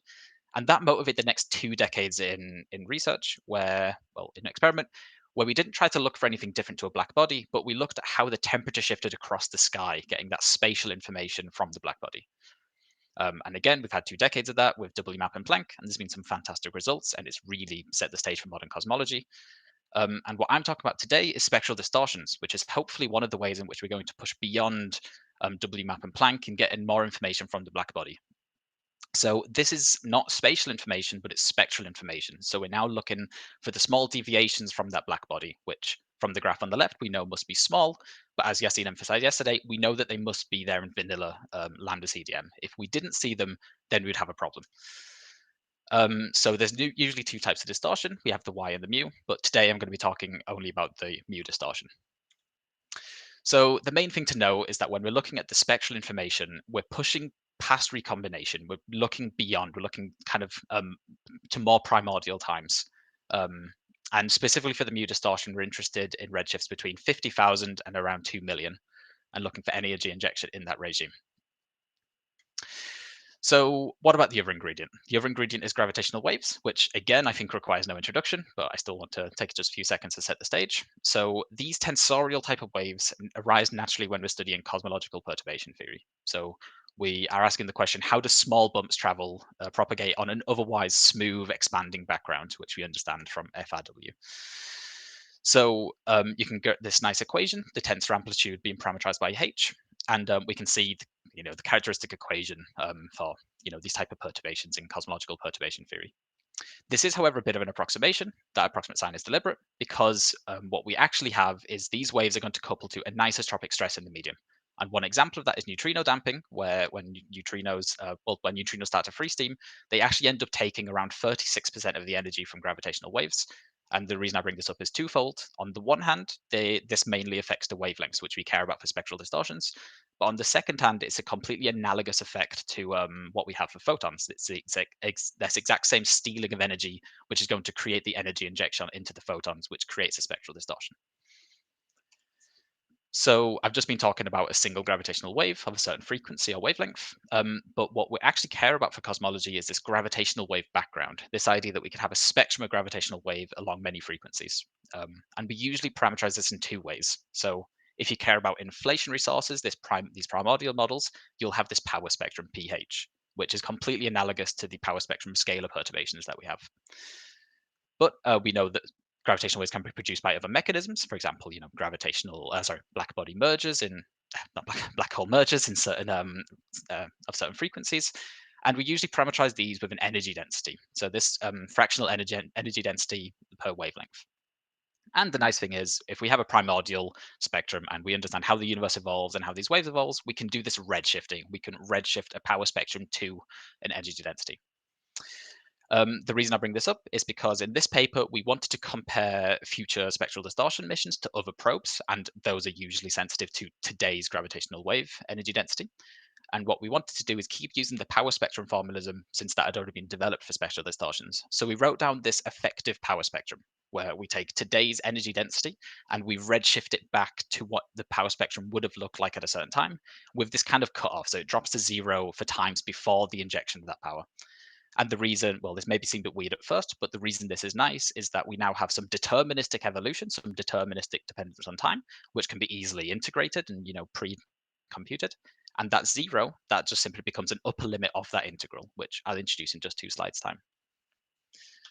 So we've already discussed this a little bit, but we now have the 2 ingredients. How do these 2 things meet? So as I said, gravitational waves, they're going to source quadrupole moments in the photon fluid, just as it did for the neutrinos. And if we look at the photon bath at early times, this primordial plasma, and we ask how much total energy is injected to it, that energy injection is actually directly proportional to the photon quadrupole at early times. It's the dominant mechanism, and this is mediated by the Compton scattering. So now that we have this energy injection from the quadrupole that's induced by gravitational waves, we can take that total energy and ask, all right, how much of this contributes to a spectral distortion? Most of the energy just shifts the temperature of the black body up, but some of it at certain times in history will actually branch off to a spectral distortion, which is this branching ratio J mu. And if you replace this J mu with a top hat in the right kind of redshift range, you end up getting the same equations that Yassine introduced yesterday. So if you are going to remember just a given equation from this talk, this should be the one. This is the most important one. So the amplitude of the mu distortion from a gravitational wave background is an integral along k, along these wave numbers of your power spectrum, multiplied by a window function. And this, again, the integrand of this window function is all this physics I've just introduced, the energy stored in gravitational waves, how much of that transfers to the photon bath, and then how much of that branches to a spectral distortion. And that cutoff I talked about is now just the upper limit of that integral. And the nice thing is, all of this time dependence is now just wrapped up into what can be a pre-computed function. And in fact, we've pre-computed it for all values you would need, and it's available through this little Python tool, GW2SD, which we invite you to download from this GitHub. And just to take a few seconds to look at these functions, we can see that they span quite a wide range of frequencies or wavelengths, and we only actually end up losing a few orders of magnitude of visibility for even the latest injection times, as long as you don't push beyond the mu era itself. So how does this compare to other upcoming gravitational wave missions? Well, missions that will be sensitive to gravitational waves anyway. So this figure here shows a few of these upcoming missions, where on the far left, we have these biggest scale missions or the lowest frequencies with things like LIGHTBIRD, these CMB missions. And as we move further to the right, we're seeing these smaller scales with, say, pulsar timing arrays, and on the smaller scales, interferometers. And it may not be surprising, given the title of this talk, that spectral distortions really nicely fill that gap between the cosmological large scale and the astrophysical small scale probes. We should immediately say that there's definitely a few orders of magnitude of sensitivity loss compared to other measurements, but the most important and exciting thing is that we're occupying a very unique window, and it's actually quite a wide window in frequency space. And this means that, first of all, some types of early universe models, some new physics, could actually be uniquely kind of spiking in that window, but also you can integrate a lot of power over a number of bins in that window, which means you may actually get measurements even if the spectrum doesn't quite cross these lines, so to speak. So we wanted to quickly illustrate this by considering a few models. The first one I'll talk about is this audible axion model, where you have an axion model specifically designed to kind of have a strong gravitational wave signature. And we looked at this, and I've got a little example spectrum with this black dotted line.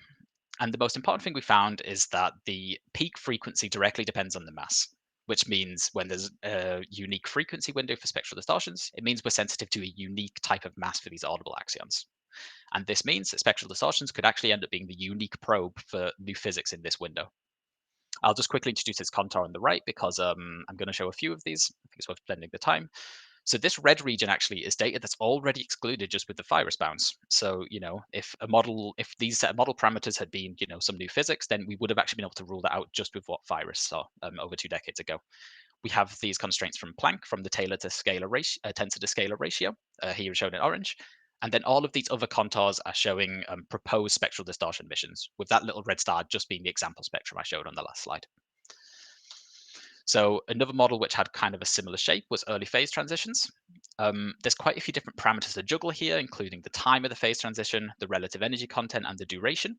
But to summarize, roughly speaking, spectral distortions are sensitive to phase transitions that happen at a redshift at or less than 10 to the 10 or so, which is temperature scales of at or less than 1 MeV. And a final example was these metastable cosmic string networks that go decaying throughout cosmic history, producing this very nice flat spectrum.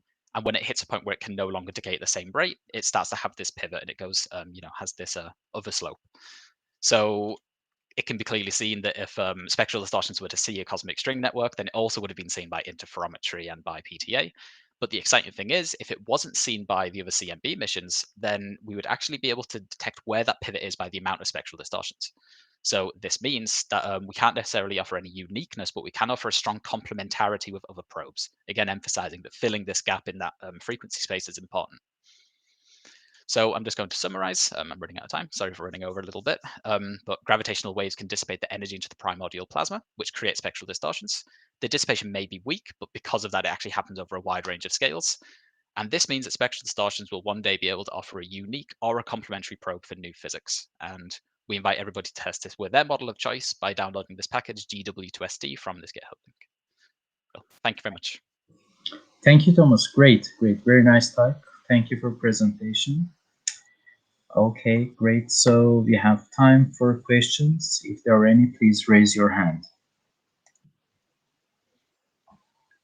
Yes, Alex, please go ahead. You have the access to the mic. Thanks. That was really interesting. Thanks for that. I just wanted to ask, like, could you tell the difference between a gravitational wave causing a spectral distortion and some other form of energy injection, like, I don't know, some sort of nonlinear density or term or something that was also creating spectral distortions? Is there a unique signature of gravitational waves in the spectral distortions?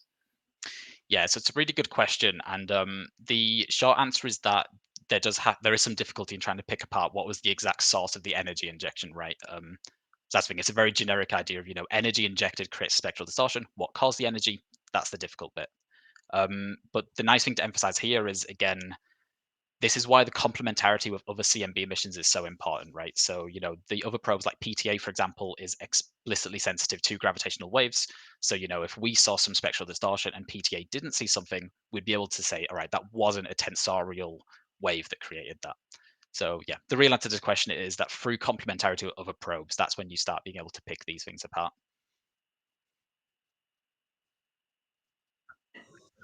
Great, thank you. So questions?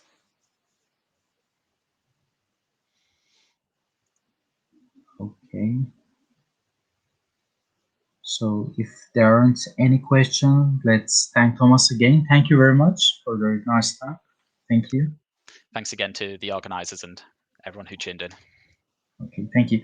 So it seems that we are done with this session. Let us again thank Mohammadreza, Alex, and Thomas for this part of the